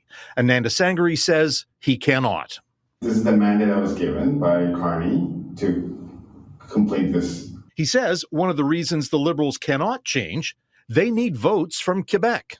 Right, and this is something that very much a big deal for many of the Quebec electorate that voted for us. And then he tells his tenant he would have done things differently. If I were to redo this from scratch, right, I would have a very different approach to this.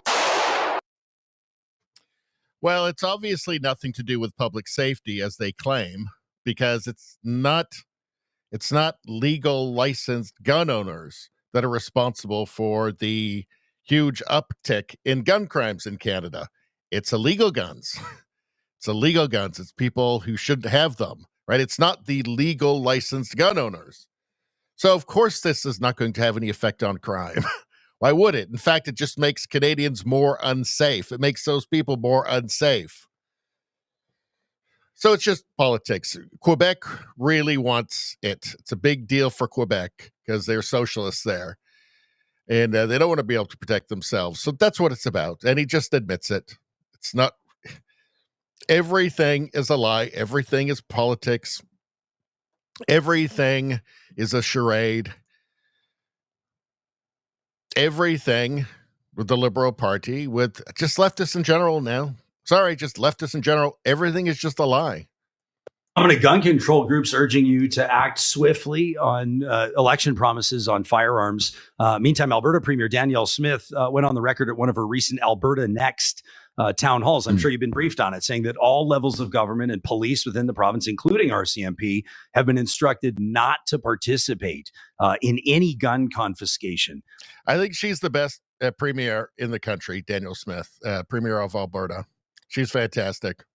What do you intend to do on the firearms file specifically? And what do you make of Premier Smith's position? I'm not going to, the exact quote, maybe I'll leave the quote aside, but I'll pick up one. Just watch him smugly lie about the legislation here. Just watch him so smugly lie about the legislation. Word there, confiscation. This is not about confiscation. This is about voluntary return of firearms for compensation, compensation. Yeah, it's voluntary. So as long as you volunteer to give the government your gun, to surrender your guns to the government, you won't later be arrested and charged with a crime. You won't have your door broken down and be thrown down on the ground in front of your house in handcuffs while they terrify your family. Maybe even get shot. Who knows? I mean, those are very dangerous situations, especially where firearms are involved. So he just smugly lies. He's just lied his way through this whole thing. He's gotten away with it. Media doesn't care. Media had zero interest in exposing his lies.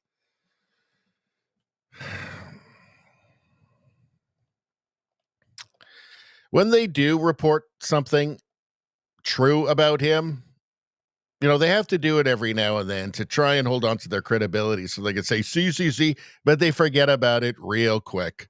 What about this here? What's going on here? Let's take a look. The minister says the police don't have the resources to enforce the gun buyback program in its entirety as it was kind of designed. And as I told you in the introduction there, that they're really pressing ahead with it because of electoral considerations, that the Quebec caucus and others in the province of Quebec are pushing for this. What's your take on this recording? There's two issues here. There's the minister's conduct, and then there's the gun buyback program and the policy. On the minister's conduct, it's hard to claim political novice and amateur when he's been a sitting MP, I believe, since 2015. He was also the justice minister, I believe also the Crown Indigenous minister at one point in time, and is now serving in this cabinet. There's getting out of a sticky conversation, and there's undermining your entire government's, a core plank of your government's tough on crime legislation. So he should absolutely have known better in the course of that conversation. And unfortunately, for the minister, it's not his first lapse in judgment. Perhaps more gravely, he has undermined a very core pillar of the government's justice strategy and approach. He's admitting what many have already known for some time, that the gun buyback program will have precisely zero effect on gun violence in this country. And now it's going to be difficult for Canadians to take that program seriously and the aims of that seriously when the minister is out there undercutting his government's very policy, the one that he's supposed to be promoting himself. Yeah, and then this is a CBC, so after this, they'll have like 20 hours of radical progressives telling us about how great Carney and his legislation is, and what a danger those legal, firearms owners are, those sports shooters are.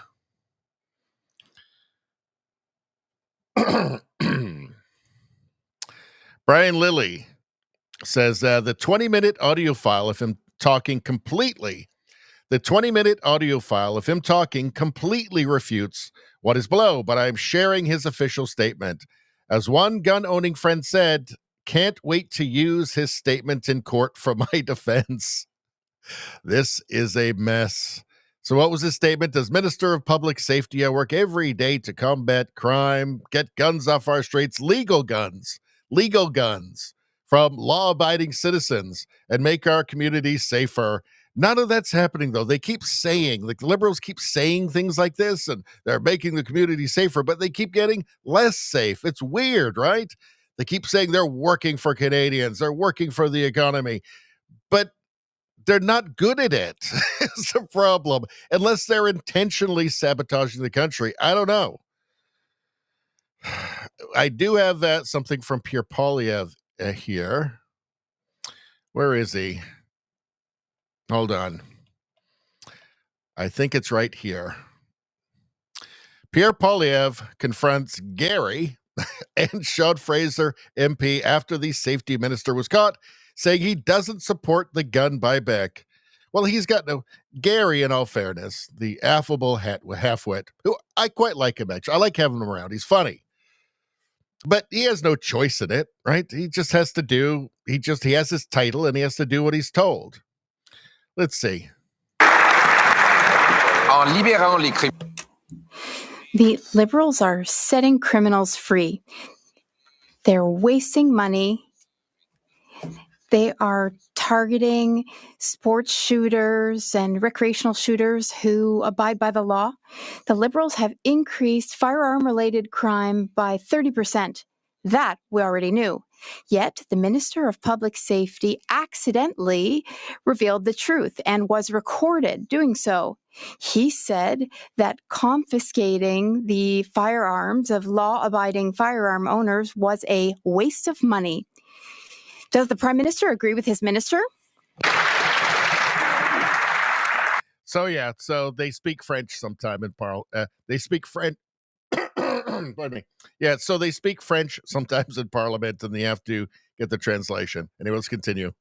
Merci pour la question. Thank you for the question. Mr. Speaker, on Sunday, I had a conversation with an individual that I've known for many years who recorded it without my knowledge and had it leaked to a gun lobbyist. In that conversation, Mr. Speaker, the subject of the assault-style firearms buyback compensation program was discussed. In trying to address this issue, Mr. Speaker, the individual's frustration, my comments were misguided. Having said that, Mr. Speaker, it's important to have the program in place is what Canadians are looking for. And I do want to note that the Leader of the Opposition has voted against every single gun measure. The Honourable Leader of the Opposition.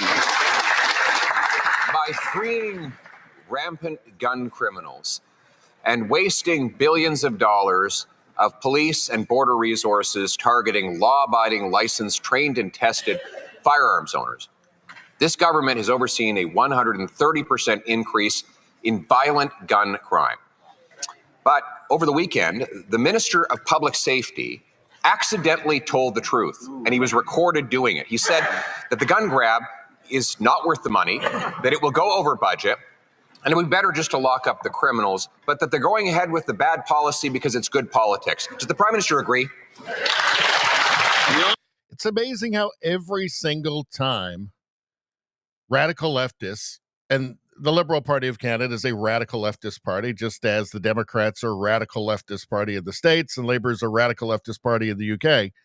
Every time they get any power for any amount of time, they really do, like it's a rule. Like they will try and turn the place that they are ruling into a paradise for the worst parts of society, for criminals, and then they will immediately put the boot down on the face of law-abiding, just normal people.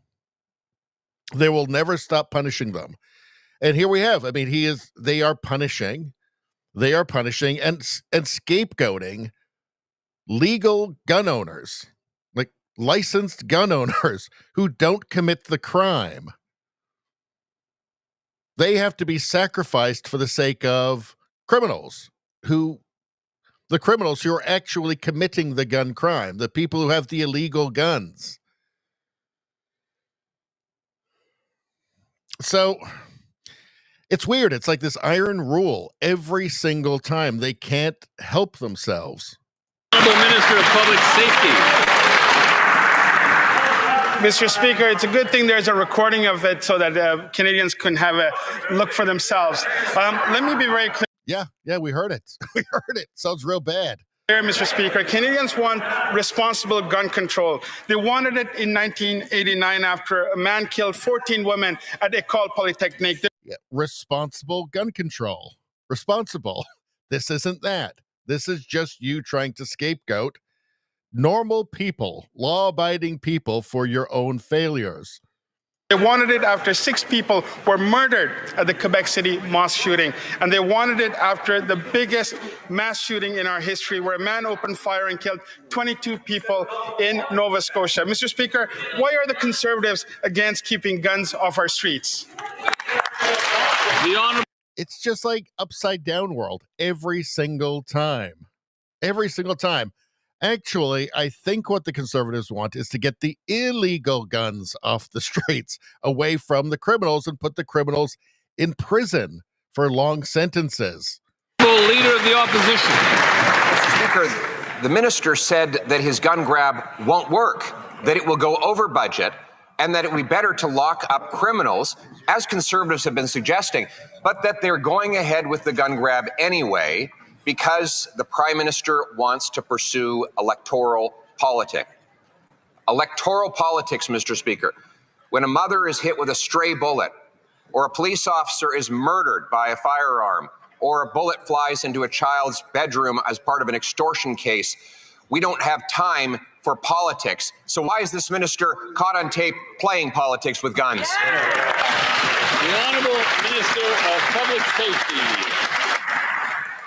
Mr. Speaker, in order to have a real conversation about crime, we need to have a real conversation about guns. Canadians want responsible gun control, Mr. Speaker. They wanted it in 1989 after a man killed 14. It's just the same thing every time. Canadians want. Do they? Do they want the crap that you're selling? I guess they do. I guess Carney got elected. I guess they do. They want useless, counterproductive policies. They want giant wastes of money. They want giant money pits for policies that will be counterproductive. It's always the same thing, right? It's always the same thing. Just, no, we're doing great. We're doing great. Mr. Prime Minister, what is the deficit going to be? Oh, we're doing great. Oh, yeah, we're doing great things. That's it. It's just over and over again. You would have thought Canadians would have gotten sick of that after 10 years of it just obviously not being true that things are going great. Clearly not. Just over and over and over again. Oh, no, we're doing great. Crime's through the roof. Oh, we're doing great. Canadians want.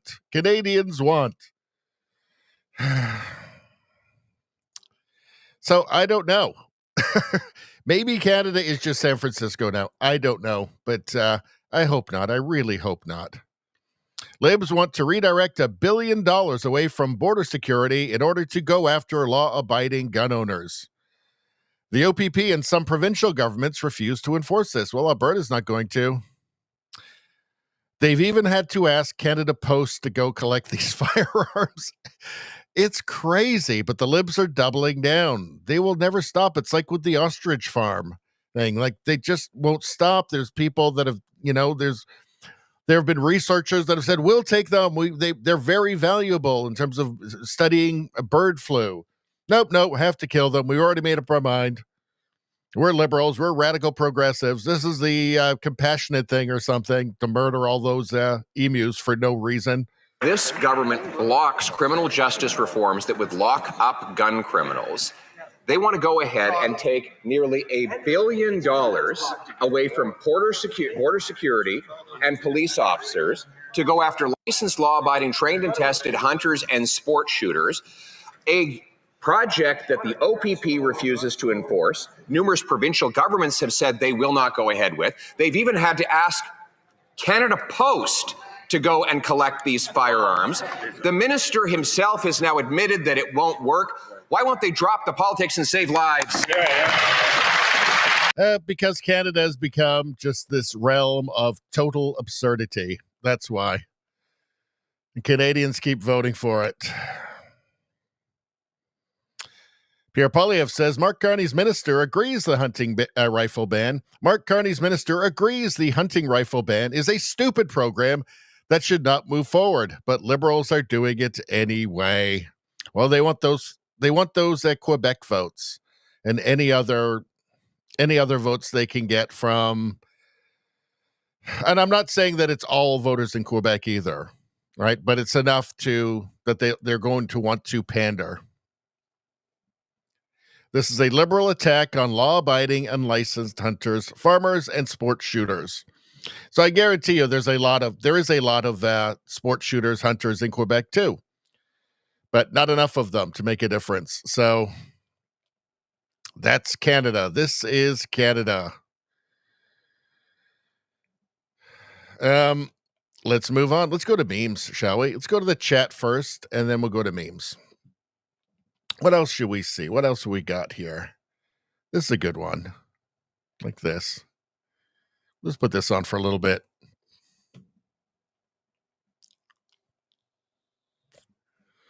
Rogue Thought says, sounds like Alberta is an island of sanity amongst zealots, crazy surrounding them. Am I close?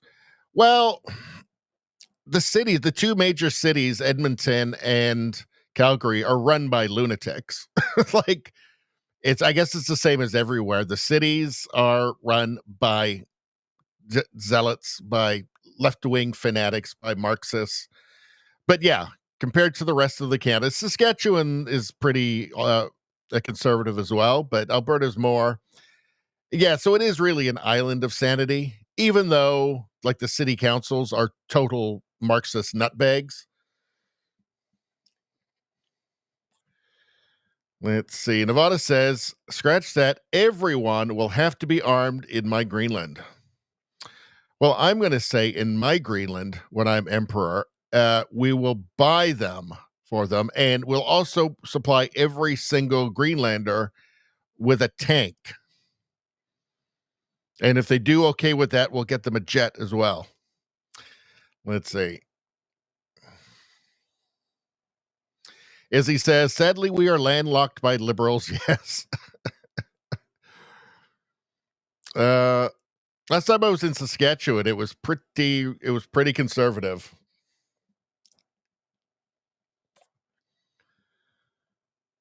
Nevada saying anyone caught unarmed will be kicked out of the country of Greenland. This is when JJ Nevada takes over and is their ruler. Izzy says, yeah, and I live in a city with a high density of Liberals. Yeah, rural, like in the small towns, all super conservative, but you've got like in the city centers of like Edmonton and Calgary, it's as woke as anywhere.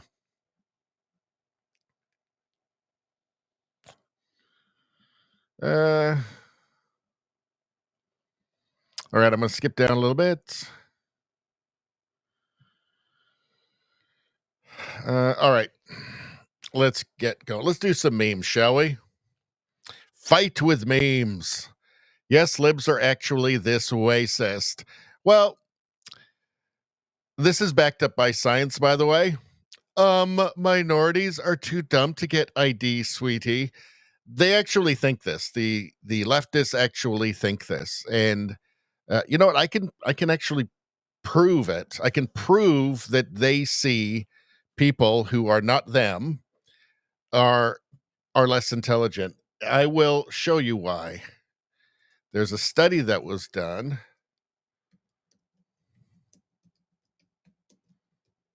Here we go. Yale Insights.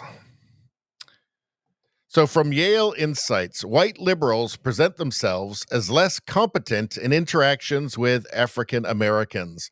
A new study suggests that white Americans who hold liberal socio-political views use language that makes them appear less competent in an effort to get along with racial minorities. They change the way they talk when they're talking to minorities because they don't think that they're as intelligent as they are. They really do think this way. They really do. And it turns out they're the actual racists. So the people who say, well, actually, I just judge people on the content of their character, that's what I do.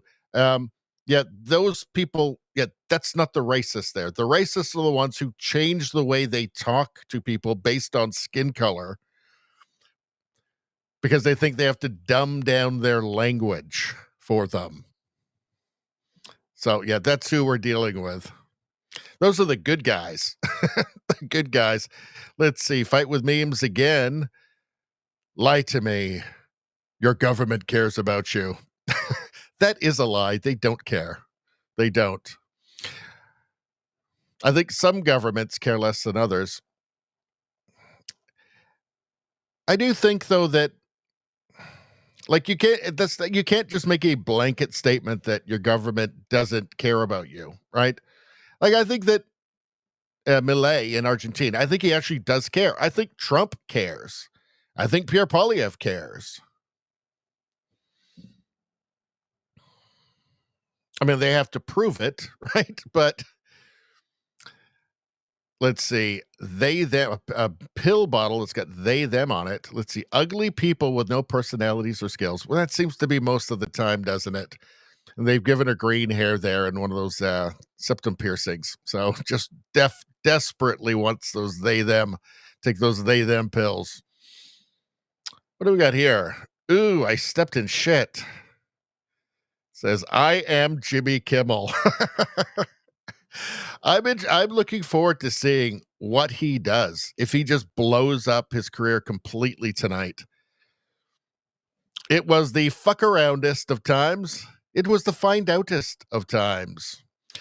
Maybe that's going to be tonight with Jimmy Kimmel, because I still think there's an outside chance that the reason that they let him back on again was they thought, you know what? We're just losing here. We're just losing. We'll just let him on, and he will just self-immolate live on TV. He's so stupid and arrogant that he's going to say something where everybody will just say, oh yeah, you can't have him on anymore. That's it. I think there's an outside chance of that. I don't know. We'll have to see. The biggest threat to Western civilization is, let's see, Russia, China, Islam, white liberal women with liberal arts degrees. No question. There is no question here. I'd make all of these actually way smaller. It's mainly this, because the white liberal women with liberal arts degrees are the ones who destroy us from within. These are the people with the stupidest ideas that have ever existed in the world.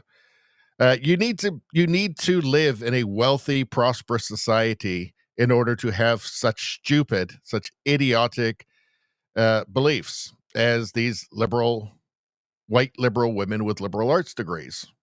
They really are luxury beliefs, if such a thing could exist. It does exist, and they have it.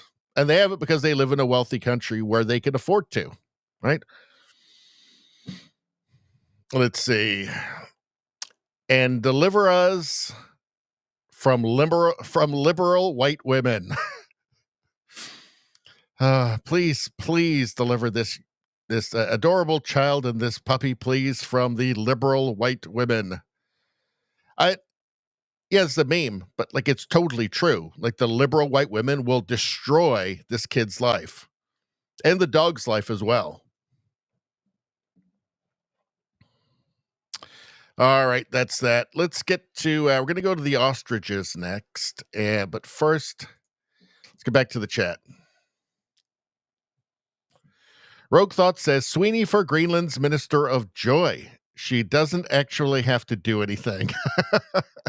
Well, she has to wear that top and she has to walk around in slow motion. That's it. Let's see. Thumbs up, everybody. Everybody give the stream a like. Everybody subscribe. Anybody watching over on YouTube, please go to my new channel, which is called Radio Baloney News. Right now, you're on this channel here, Radio Baloney, the one with 13,000 subscribers. If you go to the homepage, you will see this as the featured channel. Subscribe to it. All of the world news, US news, UK news, meme reviews, all that stuff is going onto the new channel now. It will not be on the original channel, which will be live streams and Canadian news only. Please go over here, subscribe. YouTube is not going to help me out with that. I'm counting on you guys. All right. Everybody else, don't worry about it. Rumble, everything's going on the same channel. Don't worry about that.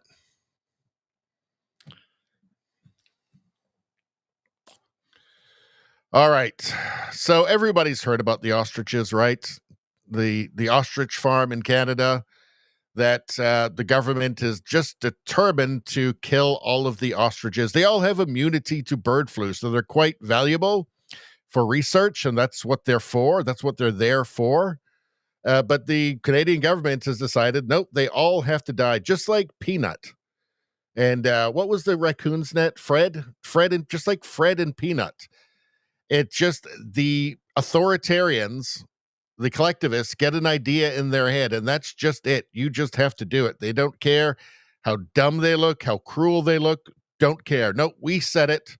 We're the central planners. We don't know what we're talking about, but it doesn't matter. We have to maintain control. So all of the ostriches, which have all of this great value to science, have to die because some halfwit, some progressive halfwit in the government has to get their way. Hey,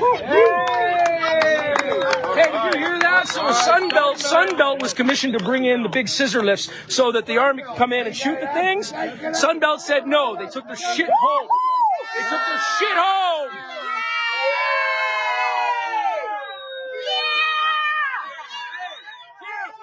So I guess these people here who don't want the ostriches to get murdered for no reason, to get killed for no reason, I guess probably the CBC has already called them far right by now. And the Canadian Anti-Hate Network is on it. On the case. Far right ostrich fans.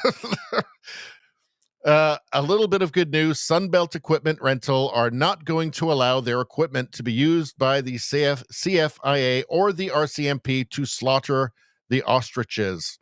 This comes on the heels of Clearway Car and Truck Rentals also demanding the return of their vehicles. So people are fighting back. Bruce McGonigal. RCMP thugs are promising to arrest the ostrich farm owners if they do not leave their farm. CFIA says they're moving to the next step and the farm owners will be removed. See, 11 hours ago. Today appears to be the day, folks.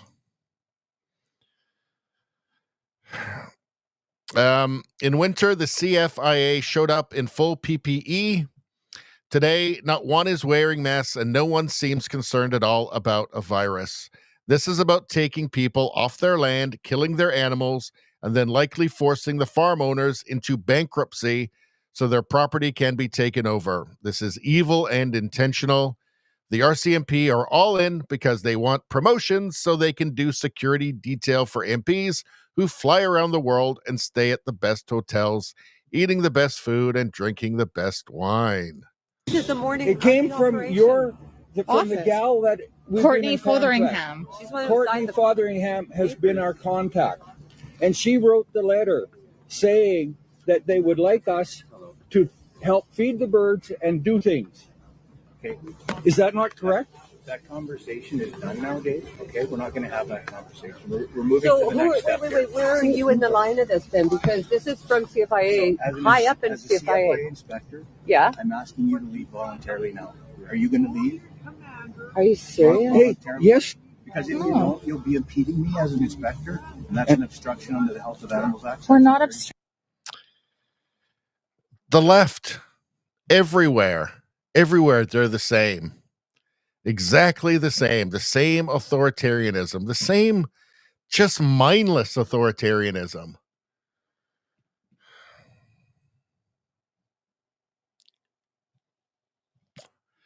This is from Right Blend, one supremely disturbing claim in the Ostrich farm story is that the farm was never allowed to provide evidence in court and that they were not allowed to retest the birds to prove immunity, non-infection under threat of charges and fines. Marty up north says, pause for a moment and think about this show of force by our government. We have thousands of criminal groups in Canada selling drugs, dealing fentanyl, trafficking kids, extorting businesses, threatening home builders, and more. Meanwhile, 4 dozen RCMP officers are descending on a peaceful ostrich farm to enforce an unscientific mandate. Next month, some of these same officers will be kicking down doors, coming to confiscate your previously legally acquired firearms because of the liberal gun ban. Just doing my job. One more reason for Alberta independence. One more reason to kick the RCMP out of Alberta. So, Good to see you. Glad you're all here, kinda, in a weird way. You've mentioned good things about PLT before. I've what? You've mentioned good things about PLT before. We've met before. Yeah, we've met. We've met. Yeah, we've all met. Yeah. We've had some conversations. It's been an interesting time. Yeah. Really sorry it came down to this. Yes. Do you think that the family's going to be given an opportunity to be able to get this stay order in? You guys going to hold off until they find out whether that's going to happen or not? So right now, just to let you know, I'm dealing with Jeff.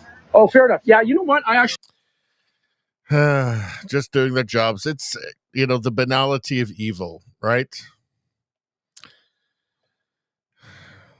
It's always the same. Leftist authoritarian governments. All right, so let's move on. Nothing is surprising, right? When you have radical leftists running your country, nothing is surprising. Now let's get to Trump here. So Trump's at his best when he is insulting globalists because he really doesn't like them. Now, before we show these clips, it's important to know that he went to use the escalator. It stopped working. Then his teleprompter didn't work, just as he began his 15-minute speech. And apparently, yes, someone thought it would be funny to break the escalator as soon as Trump stepped on. Presumably, the same people broke his teleprompter just as he began his 15-minute speech. Due to the malfunction, Trump extended his speech an additional 40 minutes. That's pure Trump right there. So, I mean, it's shameful. It's disgraceful. It's the UN. He has warned them. He warned them about Russia. He warned them about Russian oil. He warned them about, fulfilling their obligations to NATO in terms of spending. He warned them about their militaries. He was right on everything. But they're just like leftists everywhere, globalists everywhere. They'll never admit it. Let's take a look. In Western countries and their borders. In 2024, the UN budgeted $372 million in cash assistance to support an estimated 624,000 migrants journeying into the United States. Think of that. The UN is supporting people that are illegally coming into the United States, and then we have to get them out. The UN also provided food. I bet they didn't want to hear about that. Have him say to their faces that you were financing the mass illegal immigration into the United States. He's letting them know. He's letting them know that he knows what they did. Food, shelter, transportation, and debit cards to illegal aliens. Can you believe that? On the way to infiltrate our southern border. Millions of people came through that southern border. Just a year ago, millions and millions of people were pouring in, 25 million altogether over the 4 years of the incompetent Biden administration. And now we have it stopped, totally stopped. In fact, they're not even coming anymore because they know they can't get through. They don't look happy about it, do they? Their plan didn't work. Look at her. She's devastated. Oh, she thought they were going to get 50 million people in. The German guy, he's not happy. Look, they're all miserable. They're all miserable. Let's continue. All these globalists are miserable. But what took place is totally unacceptable. The UN is supposed to stop invasions, not create them and not finance them. In the United States, we reject the idea that mass numbers of people from foreign lands can be permitted to travel halfway around the world, trample our borders, violate our sovereignty, cause unmitigated crime, and deplete our social safety net. We have reasserted that America belongs to the American people, and I encourage all countries to take their own stand in defense of their citizens as well. You have to do that because... Stand against the UN? Look at how miserable these people are. Why won't he just let the UN destroy his country like everywhere else? Why can't he be more like Trudeau or Carney? I see it. I'm not mentioning names. I see it, and I can call every single one of them out. You're destroying your countries. They're being destroyed. Europe is in serious trouble. Yeah, and they're for it. They want it. They want it. Trouble. They've been invaded by a force of illegal aliens like nobody's ever seen before. Illegal. Yeah, Trump is a singular figure. You're not going to see this from anybody else. Maybe, well, Millet will do it. Maybe Farage will do it if he becomes Prime Minister of the UK.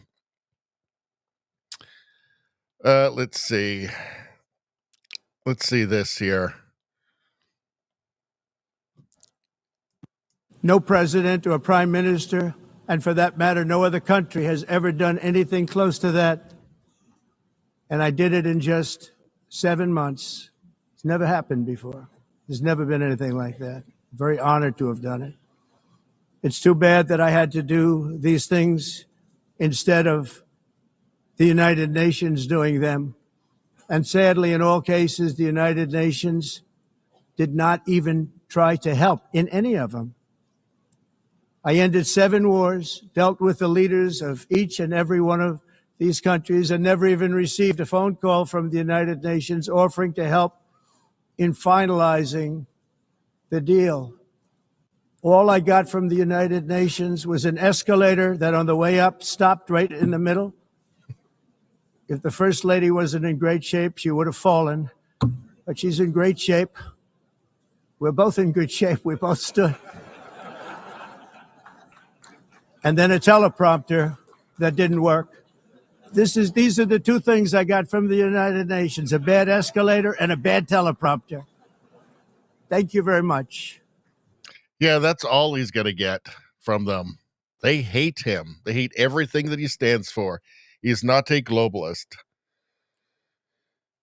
Why didn't the UN help him with peace deals like, for instance, Armenia and Azerbaijan? Both the leaders of both countries, by the way, saying they want to nominate him for a Nobel Peace Prize for his role in helping them to end decades of conflict. No interest in helping there. I wonder why. They don't seem to be interested in ending conflicts. I wonder how much they're involved in starting conflicts.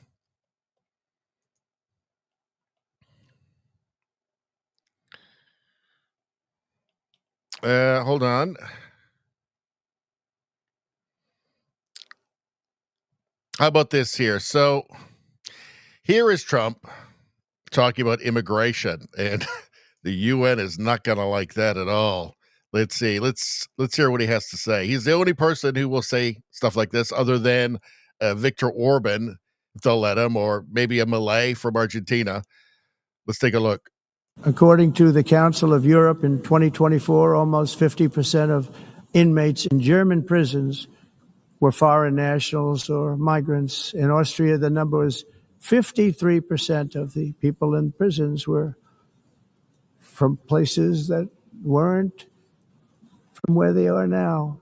In Greece, the number was 54%. And in Switzerland, beautiful Switzerland, 72% of the people in prisons are from outside of Switzerland. When your prisons are filled with so-called asylum seekers who repaid kindness, and that's what they did. They repaid kindness with crime. It's time to end the failed experiment of open borders. You have to end it now. According to the What he just described, what Trump just described, is insanity. Total insanity. Brought about by people who do not care, leaders who do not care about the people that they're supposed to be representing. Just total madness. And of course, to be criticized, I'm sure MSNBC will say, "Oh, he said Trump's racism at the UN or something," right? No, but that's just what he just described is real, and it's insane. This is the reality that needs to be confronted, because the people in those countries are having to confront it because it's real and it's there, and they have to live amongst it. In Switzerland, 72% of inmates in their prisons, foreign nationals or migrants. Why would you import that? Like, why would the people of Switzerland have to pay God knows how much money, how many billions of dollars, to just house these people in prisons after they've committed crimes, after being invited into Switzerland, into their country? Why? It's insanity. It's surreal that he would have to get up and say this. It just shouldn't happen. In a sane country, that wouldn't happen. Germany, 50% of inmates, foreign nationals or migrants. In a sane country, that just wouldn't happen. It's so strange how things like that get normalized. And he would have to get up at the UN Assembly and say it, because it's nuts. All right. What do we have here? Single most important speech of 2025. He says, your countries are going to hell. They're being ruined. It's all true. London is ruined. They have Sharia law. Well, they have, unofficial Sharia law in certain neighborhoods where the locals just enforce it. And of course, the government and the police do nothing about it. problems it should, too often, it's actually creating new problems for us to solve. The best example is the number one political issue of our time, the crisis of uncontrolled migration. It's uncontrolled. Your countries are being ruined. The United Nations is funding an assault on Western countries and their borders. In 2024, the UN budgeted $372 million in cash assistance to support an estimated 624,000 migrants journeying into the United States. Think of that. The UN is supporting people that are illegally coming into the United States, and then we have to get them out. Yeah, it's absolutely surreal. I mean, the UN is, by definition, a globalist organization. I hope that, is Trump giving any money to the UN? I think he stopped giving them money, didn't he? I hope that he did. Because obviously they're trying to wreck not only the United States, every Western country. That's their target. Wreck those countries. Turn them all into China. And Chinese, totalitarian state with capitalism with Chinese characteristics, which is just fascism. Trump on energy. So again, this is not something that the UN is going to want to hear. He says of windmills. He says of windmills. And most of them are built in China. And I give China a lot of credit. He says, they use coal, they use gas, they use almost anything, but they don't like wind. But you've got to buy their stuff. Let's watch. Energy is another area where the United States is now thriving like never before. We're getting rid of the falsely named renewables. By the way, they're a joke. They don't work. They're too expensive. They're not strong enough to fire up the plants that you need to make your country great. The wind doesn't blow. Those big windmills are so pathetic and so bad, so expensive to operate. And they have to be rebuilt all the time, and they start to rust and rot. most expensive energy ever conceived. And it's actually energy. You're supposed to make money with energy, not lose money. You lose money, the governments have to subsidize. You can't put them out without massive subsidies.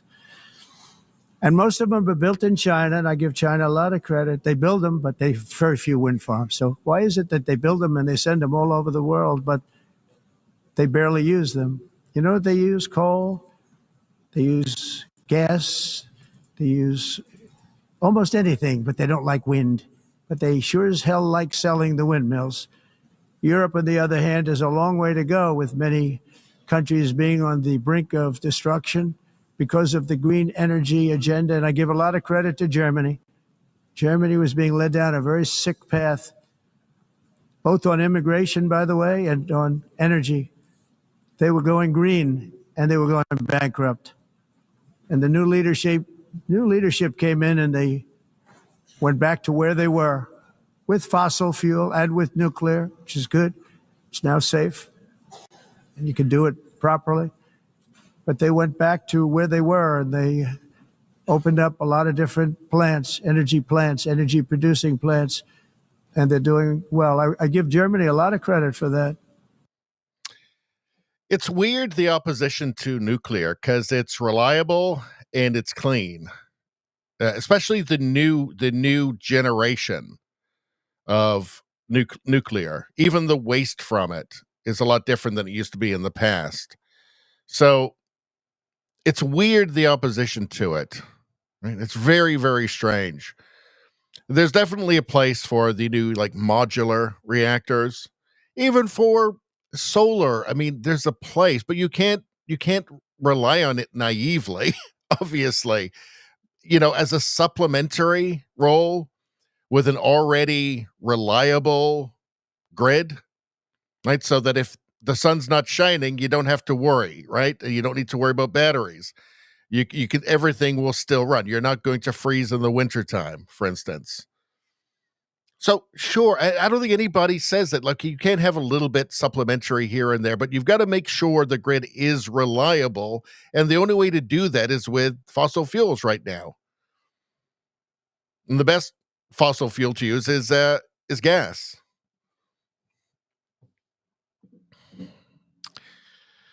Let's see. Have we got one more? Let's take a look. Here we go. Liz Churchill. I guess she's horrified by this. Oh my God. The predictions of UN climate change is a scam and a lie, Trump says. So we can't just totally believe a bunch of climate modeling from people who will lose all of their funding if they don't have the most apocalyptic predictions from their modeling. Let's hear what Trump has to say. States, but I worry about Europe. I love Europe. I love the people of Europe. And I hate to see it being devastated by energy and immigration. This double-tailed monster destroys everything in its wake, and they cannot let that happen any longer. You're doing it because you want to be nice. You want to be politically correct, and you're destroying your heritage. They must take control strongly and immediately of the unmitigated immigration disaster and the fake energy catastrophe before it's too late. The carbon footprint is a hoax made up by people with evil intentions, and they're heading down a path of total destruction. You know, the carbon footprint was a big, big thing a few years ago. I remember hearing about the carbon footprint, and then President Obama would get into Air Force One, a massive Boeing 747, and not a new one, an old one with old engines that spew everything into the atmosphere. He'd talk about the carbon footprint, we must do so. Then he'd get in and he'd fly from Washington to Hawaii to play a round of golf. And then he'd get... Yeah. I mean, here's a clue that you're not getting all of the truth. If there's absolutely, if something is presented to you as being, especially something as imprecise as climate modeling, if something is presented to you as being 100% accurate, It's not science. It's the science at that point. If you're not getting a diversity of opinion or analysis on it, it's not science. It's the science. It's the approved science. Now, of course, there are dissenting voices. They just don't get on TV. You know, they're not getting past that pre-interview. They're never getting called in the first place. And they're going to have a problem getting funding as well, or getting anybody to listen to them, even if they were respected. Even if they're respected, they're not going to get anybody to listen to them. So, yeah, are you really going to throw away the future for models, for computer modeling of something as complex as climate? Seems foolish to me. Let's see. All right, so there was Trump. Now, I do want to, hold on, what's this? All right, we've already seen that. Hold on, I did want to tackle this because I do have something here which I'm not in love with. Hold on, where is it? Why is this gone back so far? Hold on, let me just...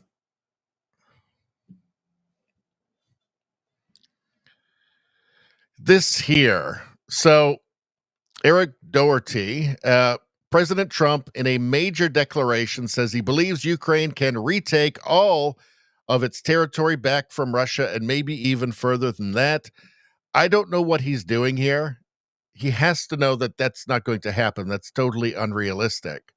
There's no way that's going to happen, right?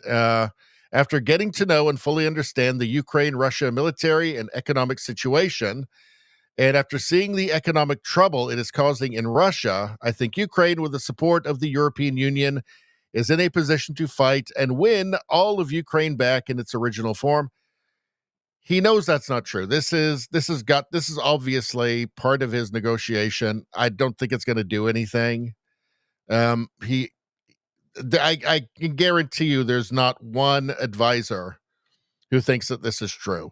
There just can't be, right? Like, Russia has a lot more people on the ground. They've improved immensely since the beginning of that war. They've improved in every way. They have enough men that they can rotate men in and out from the front. They have more material. They have more of everything, artillery, even drones now, I think there was parity for a while. They've got more of everything. What they're doing right now, is an attritional war where they find out where the Ukrainian soldiers are. They keep them penned in with drones, and then they bomb them with glide bombs, with artillery, and then they move in. And it's slow, and it's grinding, and it's wearing down the Ukrainian army, and the front keeps moving west every day a little bit. In this attritional war, Ukraine has less of everything, less men. It's inevitable. The ending is, it just comes down to logistics at the end of the day. So he knows this isn't true. So it has to simply be just a negotiation point. I don't know why he's doing it.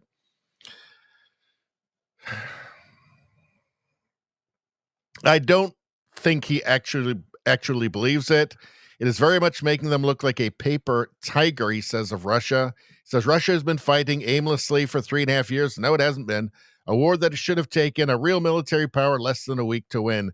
It's a different kind of war. With the introduction of drones now, it's different. You're not seeing those big arrow movements like, you watch a World War II documentary of the Eastern Front, because there's drones everywhere. Drones that are much cheaper can take out much more expensive armor easily, or disable them. This is how it's going to be. It's much more like World War I at this point. Slow and grinding. So, yeah, I don't know what the point of this is. It has to be some, he's thinking this is some part of it, some part of his negotiation, but he must know this isn't true. It's paper tiger? No. I think the Russian military right now is very likely the best military in the world. They've got reserves. They got lots of experience. They fine-tuned all of their, everything tactical. And they know how to fight this new kind of warfare. So I don't know what's going on there. I just wanted to put my 2 cents in. All right. Let's get back to the chat for a minute. What? You guys have been busy in the chat. What's been going on? Now, everybody subscribe to the channel, like the stream, get your free good karma right now and like the stream. Maybe we'll even do an ad. That might be fun. Let's see. What do we got? What do we have? Well, we've got a new kind of coffee. Let's do this one.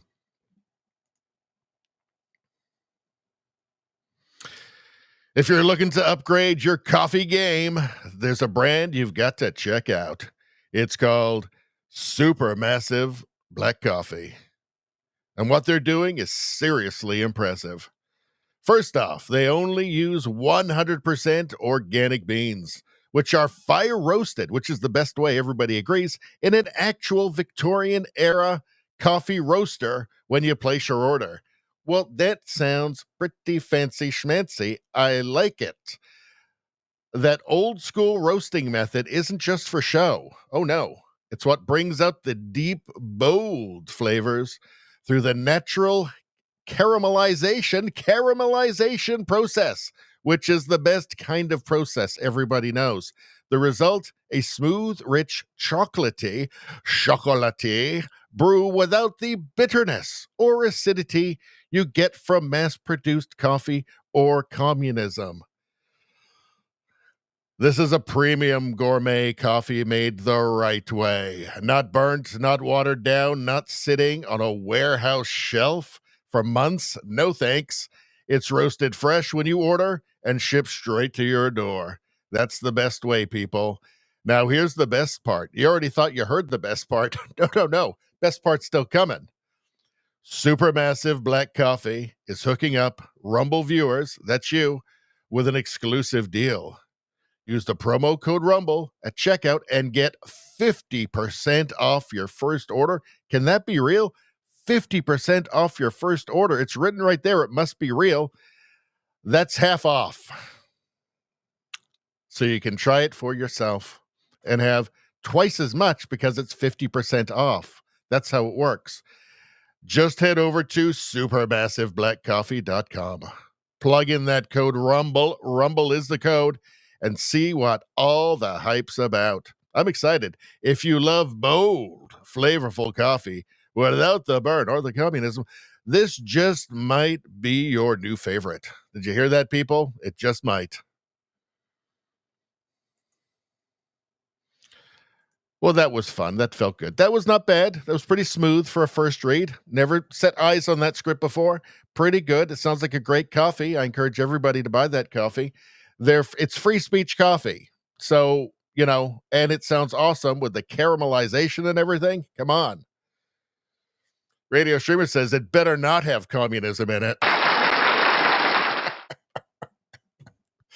Radio Streamer is always right.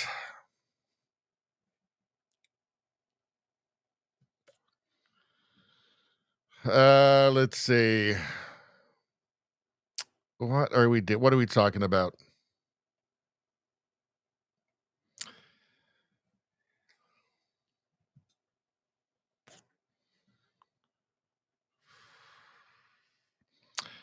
Let's see. As he says, central control by globalists will be slaves for their entertainment and Hunger Games. I think that's the way they want it. Rogue Thought says, make communism evil again, like we all knew 20 years ago. It should be just as bad to say that you're a communist as to say that you're a Nazi. It should be exactly the same. That should be exactly the same thing. Both evil ideologies.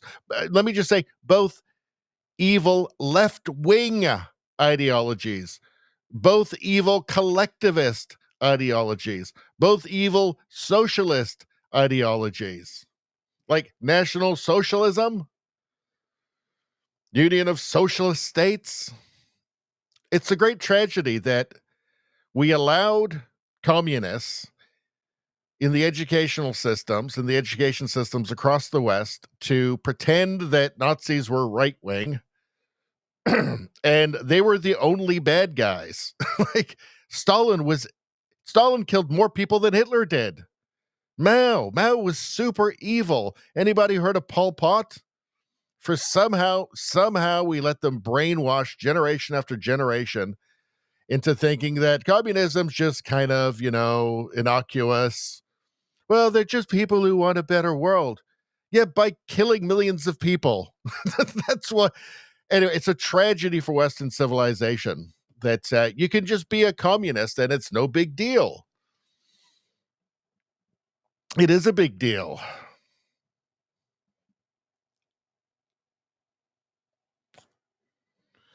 Let's see. Rosie says, nuclear is amazing. Have been through a reactor. That's cool. Efficient, safe, impressive. That's pretty cool. I've never been through one.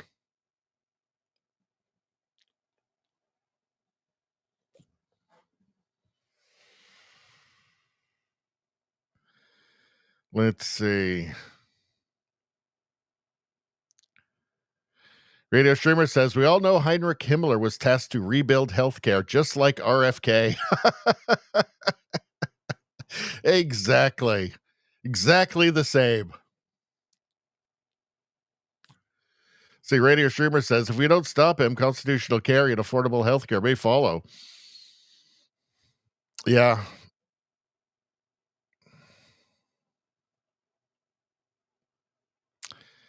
Let's see. What else you guys talking about? Gun rights? Yeah. Yeah, it's... yeah, the Nazis were all about empowering the German people. Protecting their constitutional rights. Let's see. Radio Streamer says, sorry, I can't help but mock the morons that have TDS. Well, they're not going away.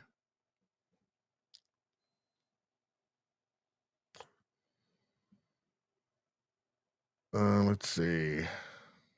Rogue Thought says, it's so ridiculous it might be funny, but so many people are propagandized. It's going to take years to dismantle this near complete control of info. Thank God for Elon in that regard. That's right. That's right, because Elon's a Nazi because Goebbels was all about free speech, right? It was all about restoring free speech to the German people. I think you have to be totally historically illiterate to think that Trump or Elon are Nazis. You have to know nothing about 20th century history.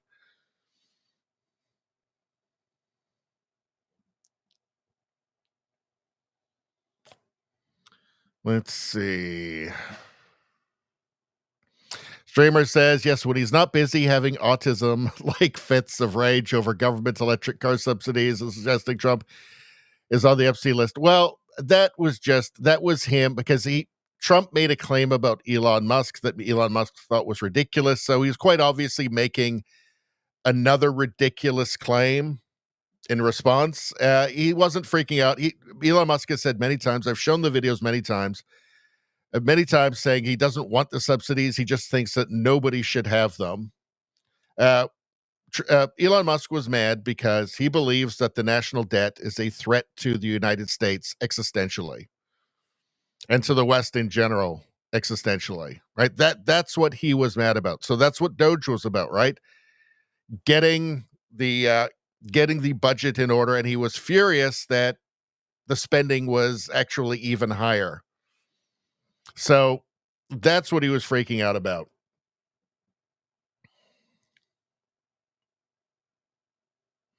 Streamer says, I really do think that was him throwing a fit over being told no for the first time in many, many years. Well, he had been talking about the debt, the United States debt for many, many years. And, for, at least the last 5 years, and saying it's an existential threat. This has to be dealt with. And then he went in and he did what he could. And then it just seemed to, it was not going the way he thought. And I think Trump's idea was, well, we'll grow the economy faster than the debt, then we'll start cutting. And Elon Musk didn't like that. So that's what it was about. He has a genuine, like, civilizational concern over national debt. Nevada said, yeah, I'm glad they both made up. They are both dynamos. It's true. They're much better together. The world is a better place with the two of them cooperating. Nevada says, no way Trump believes that. You're talking about the Russia thing? Yeah, I don't think he believes that. Izzy says, new coffee. Does it have commie hate? Well, it had a little bit in there. A little bit. I've never been reprimanded for putting commie hate in these ad reads, by the way. So I don't know. I don't know if anybody actually listens to them before approving them. Rosie says, chocolate, coffee, commie hate, growls, enthusiasm, 50% off, 11 out of 10. Almost the most you can get out of 10. Nevada says 9.9 out of 10. Thank you, guys. Nevada says, love the commie hate. Radio Streamer says 9.5 out of 10. Can you guess what he thinks it needs more of? Needs slightly more commie hate. Well, 9.5 is pretty good. All right. Rogue Thought says, pretty good ad. Better when read by Radio Baloney, right? Yep. It would be a terrible ad if I wasn't reading it. But because I'm so talented at reading these coffee ads, it was wonderful and entertaining. I think most people will remember it now. Nevada says, Richie can make a shitty ad sound good. Exactly. That's what I'm here for. It's really this is why I started streaming, so that I could read ads and try and improve them. Rogue Thought says, yes, Radio Baloney, both evil and same effect on its people. Yeah. Nazis and communism, they're sister leftist ideologies, both evil, and there should be the same disdain for somebody who calls himself a communist.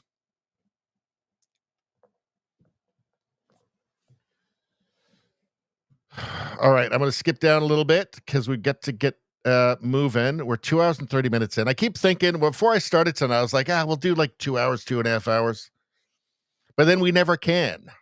I think it's because I keep going back to the chat because it's fun.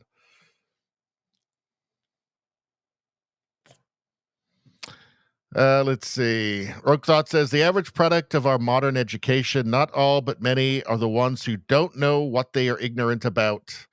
Makes for a great leftist MSNBC viewer too. Yeah.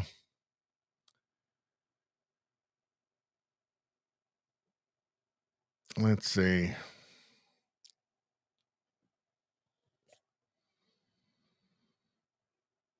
All right, let's Radio Streamer says, either way, I'm glad all that nonsense is over. I think you're talking about the Trump and Elon stuff, right? And I hope it stays that way, but frankly, I hope you're right, because that means his heart's in the right place. It is. He talked about that publicly. He was warning. That was the inspiration for Doge. He's saying, like, the debt is an existential threat. It will destroy the country. All right. What do we got now? That's AI, which is scary. I want to show you something. So in the Canadian Constitution, there is something called Section 33, which is the notwithstanding clause. So this was put into the Canadian Constitution in the when it was created in the 1980s by Pierre Trudeau, and it was insisted on by the provinces so that they wouldn't be just basically so they wouldn't be dominated by the courts, to retain some of their autonomy. So it would allow them to override for, I believe, 4-year periods. It would have to be renewed, but override court decisions. So not be just slaves to, activist judges or the federal government. So Daniel Smith is ready to use the notwithstanding clause on gender affirming care. Now, by the way, the Liberals, not uncoincidentally, are looking to change the notwithstanding clause, the use of the notwithstanding clause. And I think we know why. It's central planners. They want to force their radical leftism on every province, on every person in the country. But in Alberta, conservative premier has passed legislation that would prevent any doctor or hospital or healthcare provider from giving puberty blockers or doing surgeries, or you might call them mutilations, on people under 16 for the purpose of gender transition, which is the only sane position. I just think that it should go a little bit older.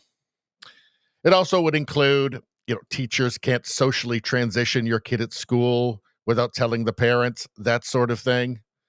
All the kind of sane, normal, rational things that drive leftists crazy. So let's see what this journalist thinks about all this. I wonder if it's going to be biased at all. I was hoping to ask you about a government memo leaked earlier this week laying out how you and your government plan to invoke the notwithstanding clause to block any legal challenges against your 3 laws dealing with transgender youth. And just for our listeners, just for clarity, these laws generally deal with banning transgender women from participating in women's sports and institutions, banning pronouns or name changes without parental consent for students under 15, and banning gender-affirming care, so hormones and surgery for minors. The older teens would need a series of permissions, right? And then opt-in sex education. And just why do you feel the need to use the withstanding clause here? Oh, well, it's a leaked memo, which tells you that there's somebody within the administration that doesn't like the fact that we're having that conversation. And so they've leaked it to the press so that we can have the conversation in public before we've had it at cabinet or at caucus. And so we haven't had the decision. So you might not do it. Well, I will say we're having the discussion because we have to consider that an injunction was granted pending it going through all the different levels of litigation. And my preference is to go to court to litigate it because I think we can make a very strong case under Section 1 of the Charter, which is you can do things with reasonable limits. If you've got evidence base and you're able to argue from that basis that you're taking a reasonable measure, I believe that the courts will side with us. But we have to ask the question of how much harm comes to children who are sterilized over the next 3 or 4 or 5 years if we don't act. Because let's be frank about what it is. When you give puberty blockers to a child who's not gone through puberty, they don't become sexually mature, which means they can't have children. And we just happen to be of the view that those are decisions that are made when you're grown up. And so you can start making those decisions at 16, but you can't make those decisions by 10. And you shouldn't have anyone other than that person able to make a decision that is that important to their life path. The notwithstanding clause was... So everything she just said there is total sanity. And even then, it's not quite enough, in my opinion. But everything Daniel Smith said there is just sanity. Just sanity. But let's continue with the interview. Intended to be used, as I understand it, sparingly in emergencies or a last resort, essentially. And as you know, the Supreme Court is now being asked to weigh into how it is being used in relation to Quebec's religious symbols law. And do you think that this is what it was designed for?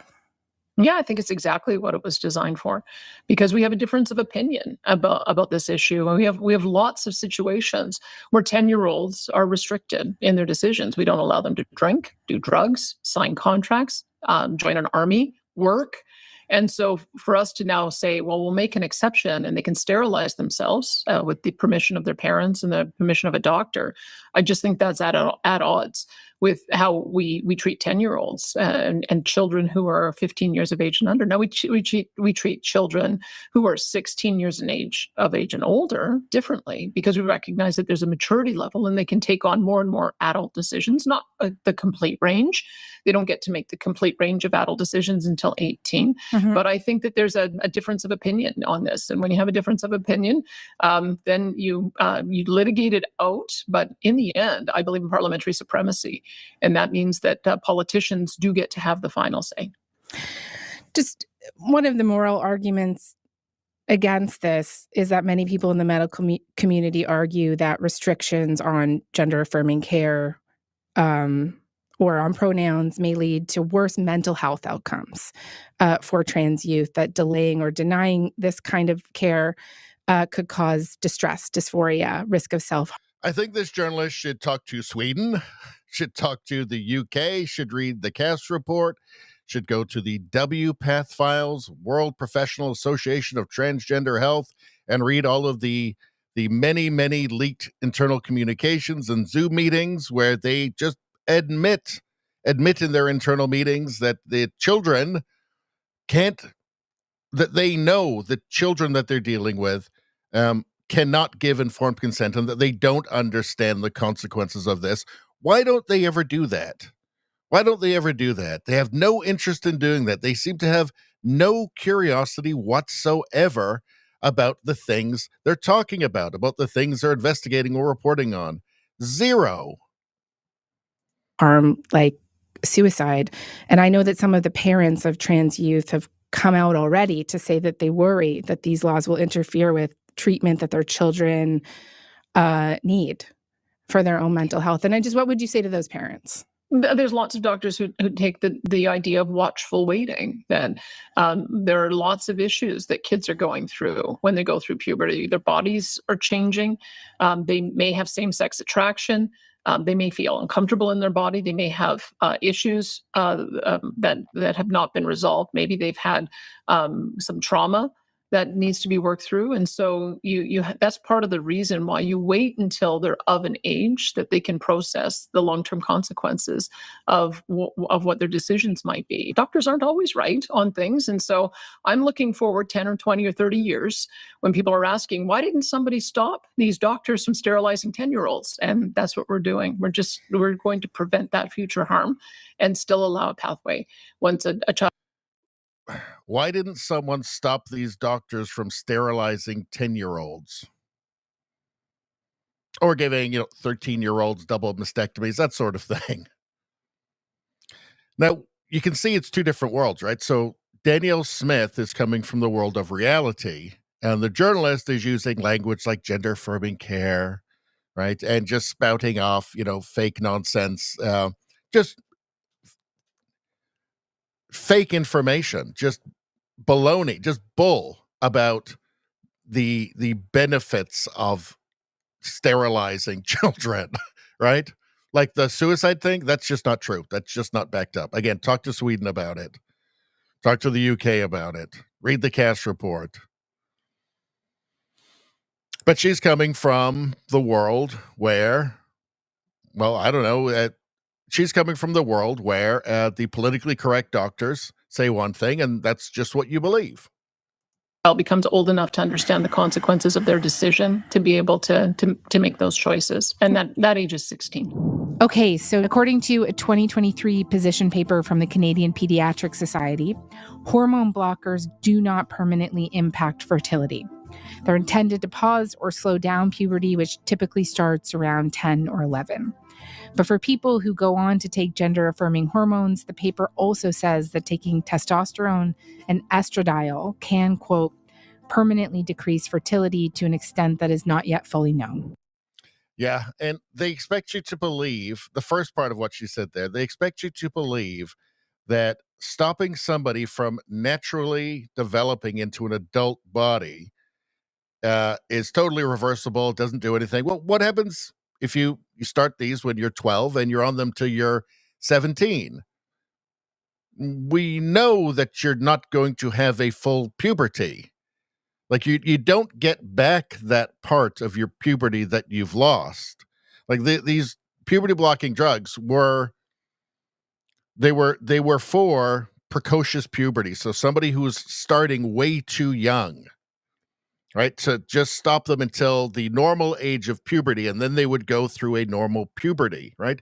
So if you're on these things for 4 years, you're not getting that back, right? You are not going to develop healthy reproductive organs, normal reproductive organs, the brain development, bone development, that's all gone. You're not getting that back. That's just a lie they keep telling. And it's such an obvious lie. They should be bright enough that this would occur to them, and then they might investigate it. But they don't.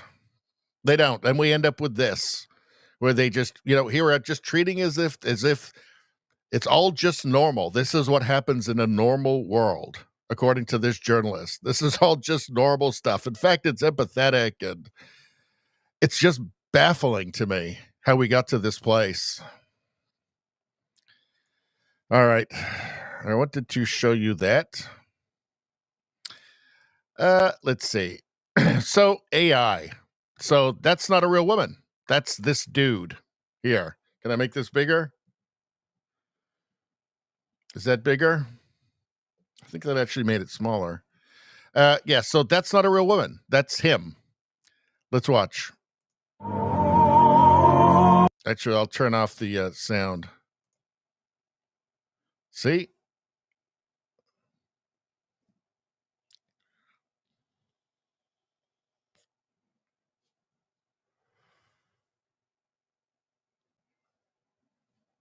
That's super creepy.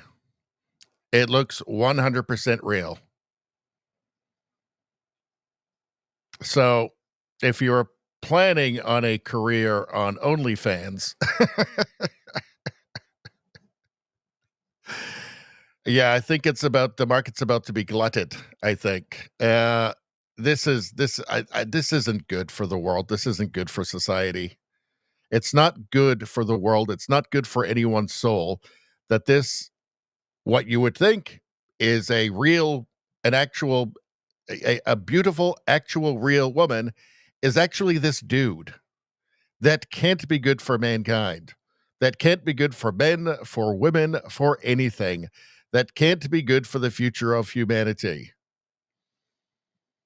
Like a million of that guy getting other guys' money by pretending to be this. Now, I don't know what they do on OnlyFans. My assumption is that they take like vegetables like cucumbers and zucchinis and they put them up their bums. Is that what happens? I'm not sure. I don't know.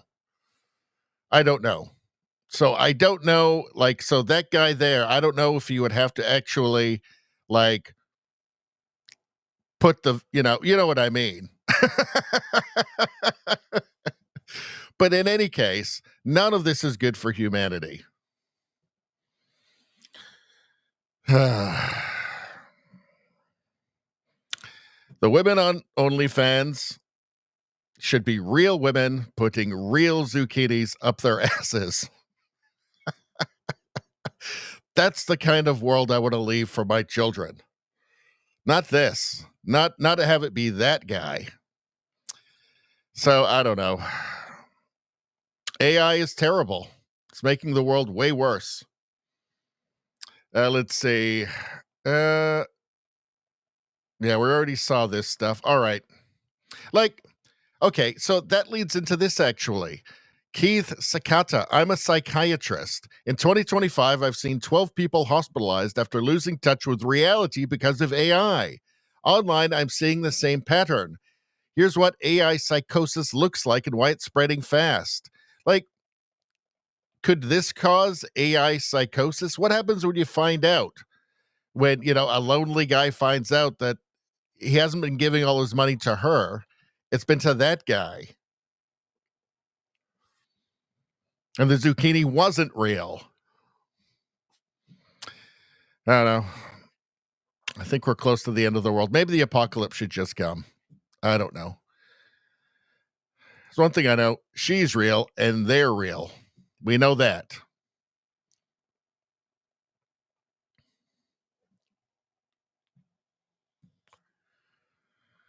Let's see. Nevada says, these are the same people who said safe and effective. Yeah. I hate every part of this, Rogue Thought says, and it's only getting started.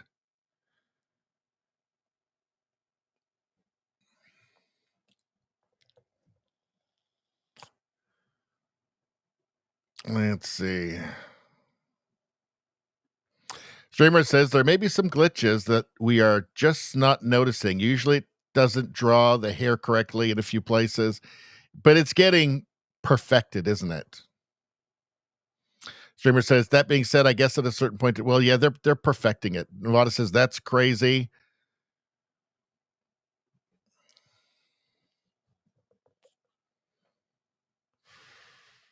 Rogue Thought says, I see a future leftist argument will be that if you don't want a relationship with an AI, then you're AI-ophobe, aist, anti-AI, a human supremacist. I don't know. I'm sure they will. They just don't want people having children. So, all right. So this just shocks the conscience. It's hard to believe this is what's become of the UK. Concerned Citizen posted this. The police are telling him he has to leave because he's openly Jewish. Here's a, Hamasnik Palestinian march here. This is what has become of the UK.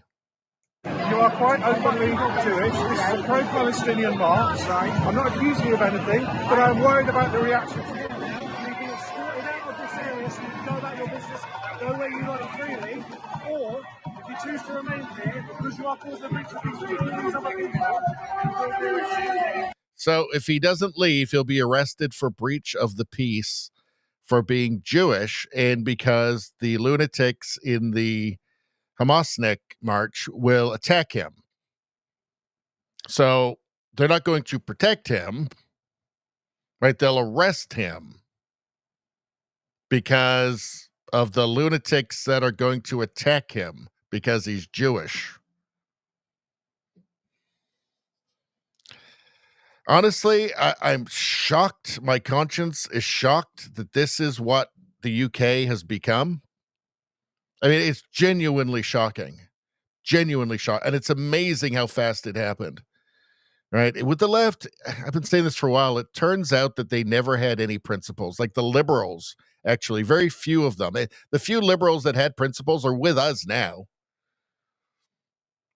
If you're with the left, the radical progressives, and you're calling yourself a liberal, you're not, because they don't believe in liberal things. They hate liberal things.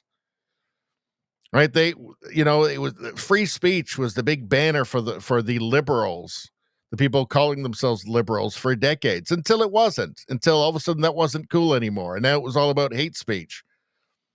And they flipped in a second. Now it turns out the whole, arrest the Jewish people for existing thing. That's cool. They're cool with that too. It's just unbelievable. Radio Streamer says, well, it's easier to arrest that one guy than hold back 600 mad dogs. They're not going to do their job, and they probably don't even have guns. Yeah, but I mean, this is the thing. What kind of society do you want to live in? Right? Is this a narco tyranny? Like, how do you become this society where that just says, well, it's easier to arrest that one guy than hold back the 600 mad dogs? I mean, who cares about our principles or freedoms or anything like that? Let's just do what's easiest. Obviously, the UK has slipped into that. And it's insane. I mean, just no principle whatsoever. No morals, no decency. It's beyond shocking to me. It's beyond shocking how low the government of the UK has fallen. I'm not going to say the people. The government of the UK has fallen. Radio Streamer says, oh, I'm not justifying. Oh, I didn't think you were. Don't worry. I didn't think you were. I'm just telling you the mindset of these people. Quite frankly, I think it's a bit generous on my part, and it's probably quite a bit worse. Yeah. No, I didn't think you were justifying it. Rogue Thought says the mad dogs have infiltrated the police and the government too. Yep. Well, it's not being run by good people or decent people, obviously, is it?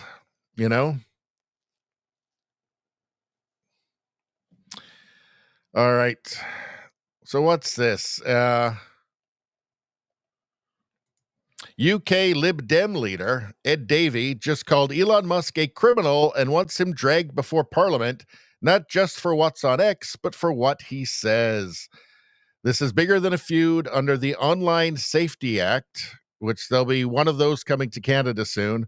Britain's political class is turning Ofcom into a global speech cop and treating free expression as a threat. Again, just call it Airstrip 1 at this point.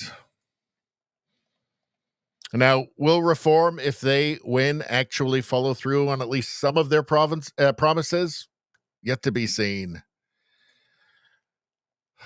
This is insanity. From Wall Street Apes, this woman's 6-year-old son expressed conservative values in his classroom. Well, you can guess what happened. It's actually totally unbelievable. These leftists, these radical leftists, and they're not a fringe. This is a large part of leftism in every Western country now. They are cruel. They're totally immoral and indecent. Just actually horrible people. Extremely authoritarian as well. Throw that in. My son, 6 years old, was prohibited from sitting next to his friend on the school bus because a parent objected to my perspectives on book challenges. My older son's history teacher allowed students to label him a Nazi file simply for his interest in history and participation in ROTC.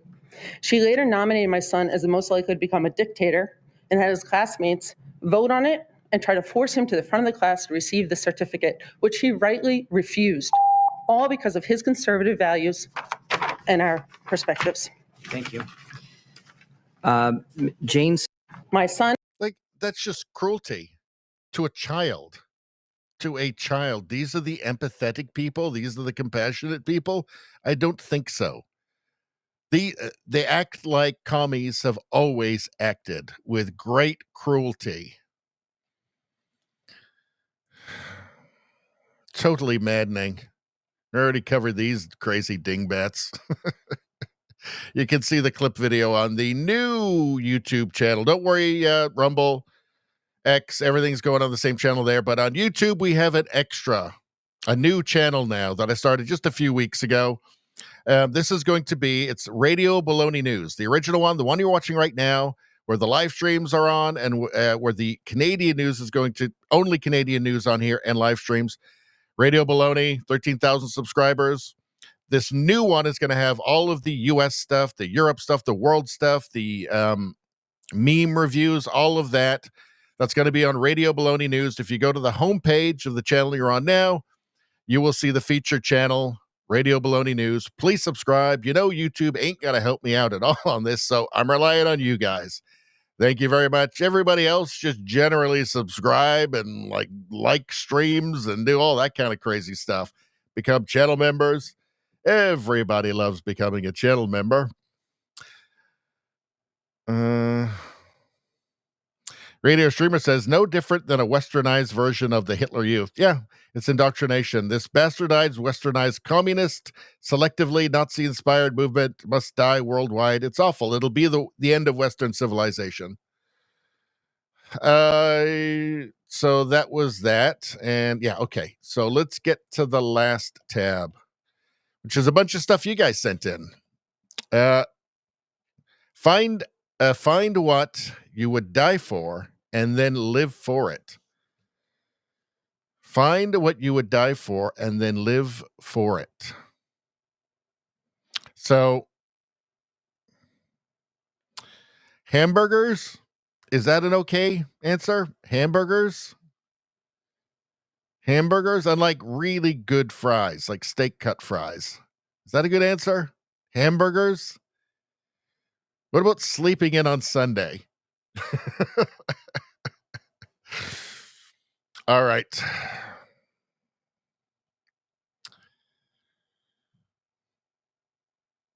Yeah, so here, somebody was talking about this earlier in the chat. The day Charlie Kirk was killed and everyone was focused on that, Gavin Newsom and California Democrats rammed through an online censorship bill. It's from Wall Street Apes. Let's take a look.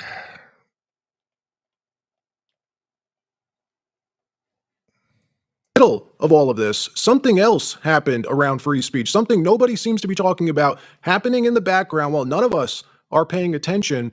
The bluest state in the country, California, just passed the most censorious bill ever to be introduced in this country, SB 771, passing the Assembly on September 10th, 10 days ago. Then on September 16th, passing the Senate completely under our noses, which means right now, all that stands between complete statewide government censorship is Gavin Newsom's signature.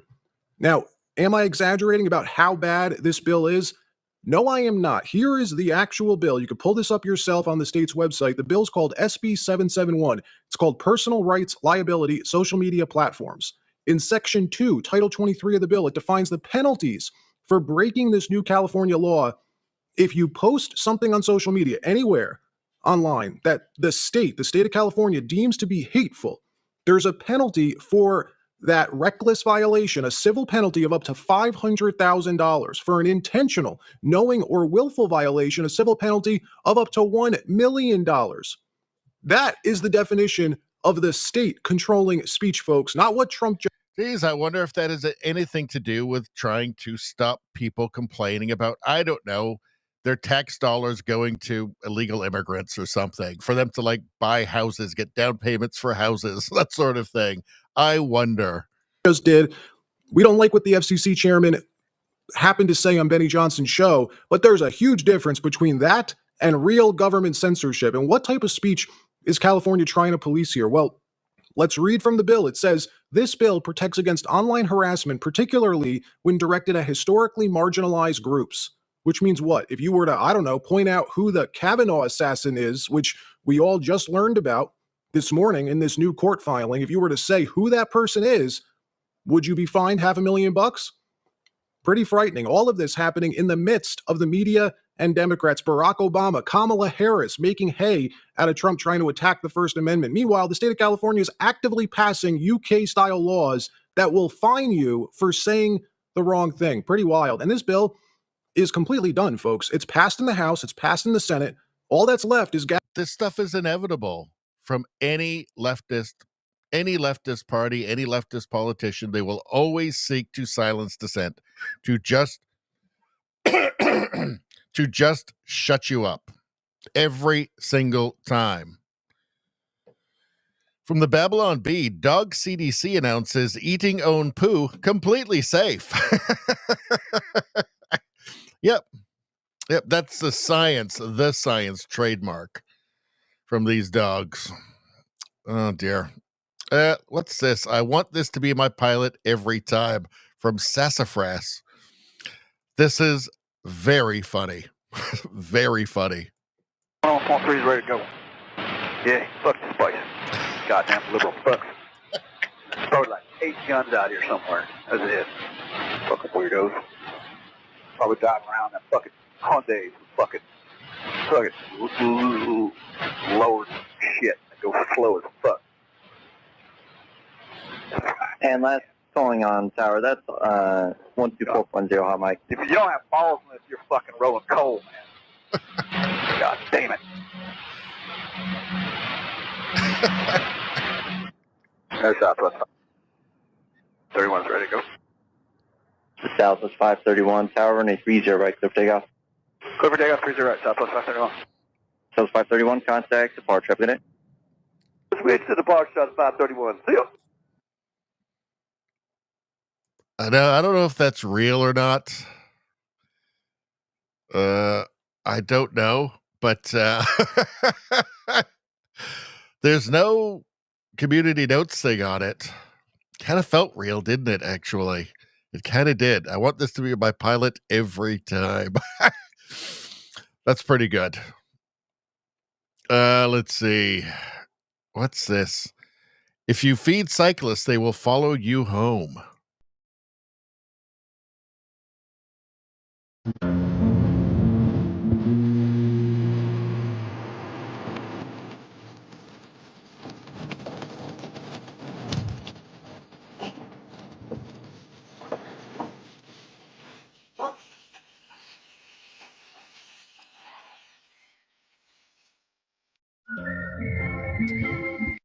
See, if I were running things, if I were emperor of the world, they would all immediately be arrested for wearing those tight spandex things. They're not in a race.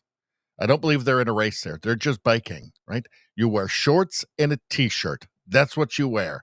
That's what's allowed. If I'm running the show, all of them, well, hold on. Right to jail, right away. Yeah, I wouldn't tolerate that for a second. Not for a second. Gamers frustrated by new female Grand Theft Auto character. What is this? Gamers frustrated by new... Gamers frustrated by new female Grand Theft Auto character constantly running over curbs. This is Babylon B. So we're not going to read the whole thing. That's it. That's it, people. We are done. We are done. All right, let's do a bit of the chat here. And then we will be out of here. What are you guys saying? Radio Streamer says, in other Dog CDC news, Dog CDC calls for the arrest of Dr. Fauci for war crimes against canine something. Canine con. Fauci tortured those beagles, and I have not forgiven him, and nobody ever should forgive him. Radio Streamer says, I can't wait to see the lawsuits from this. Are you talking about the one in California? California? It's just becoming authoritarian. Nevada says, get out of California while you still can. Yeah. It ain't going to change.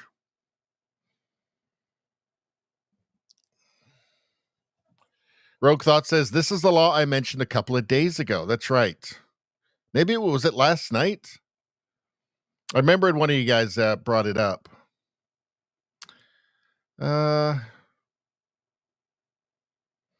Rogue Thought says, New Scum just signed an executive order not allowing plants or fences outside your house.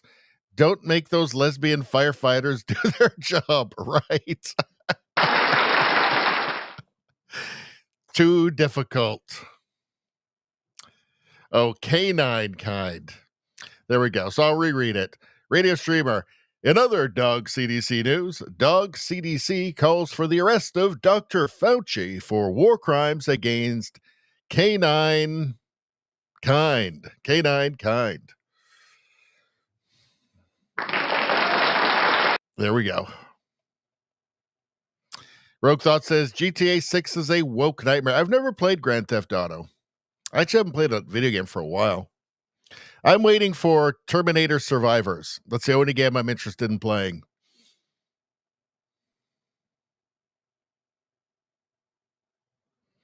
Streamer says, would a border wall with California building it surprise you at this point? Well, like to wall it off from the rest of the country? Maybe. I mean, it's really, it should be considered quite ominous. It's essentially a rebellion against the federal government from California. You know, with all of the ICE stuff and them deciding that they are not only going to not follow federal law, they're going to demonize it. Totally insane. Hold on a second, everybody. Something wonderful has just happened.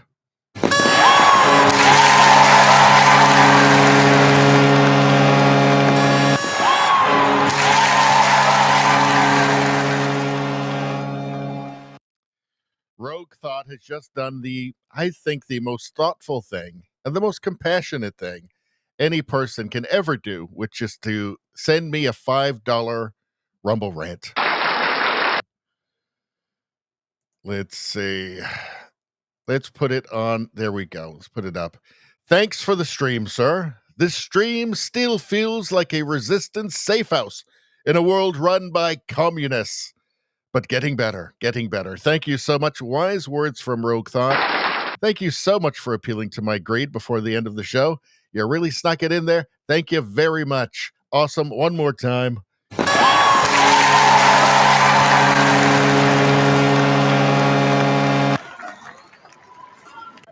Best person ever. Everybody else is garbage. All right. Well, that's it. We're 3 hours and 8 minutes. So we didn't go that much longer than I thought. All right. Well, thanks. Well, we're caught up with the chat. And Nevada says, I couldn't have said it any better. Best person ever. All right. So we're done for the night. We will be back. It's Tuesday, right? So I got a couple of nights off to rest my brain and reset my brain, and I'll be coming back strong on Friday night, 7:30 Pacific time, 10:30 Eastern time for some hardcore Radio Baloney live streaming. I want to thank everybody who showed up, everybody in the chat. The chat is, I think we spent as much time in the chat as we did actually going over the news, which is good, which is fun. It makes it more interesting for me because otherwise it would be boring and depressing. It'd be just a ranting into a cold, dark, and different universe. But because you guys are here, it's way better than that. So it doesn't suck as much as that at all. So I want to thank everybody, especially the best people ever, for appealing to my greed. And yeah, everybody have a great rest of the week. And I'll see you on Friday night. See you then. Thanks, everyone.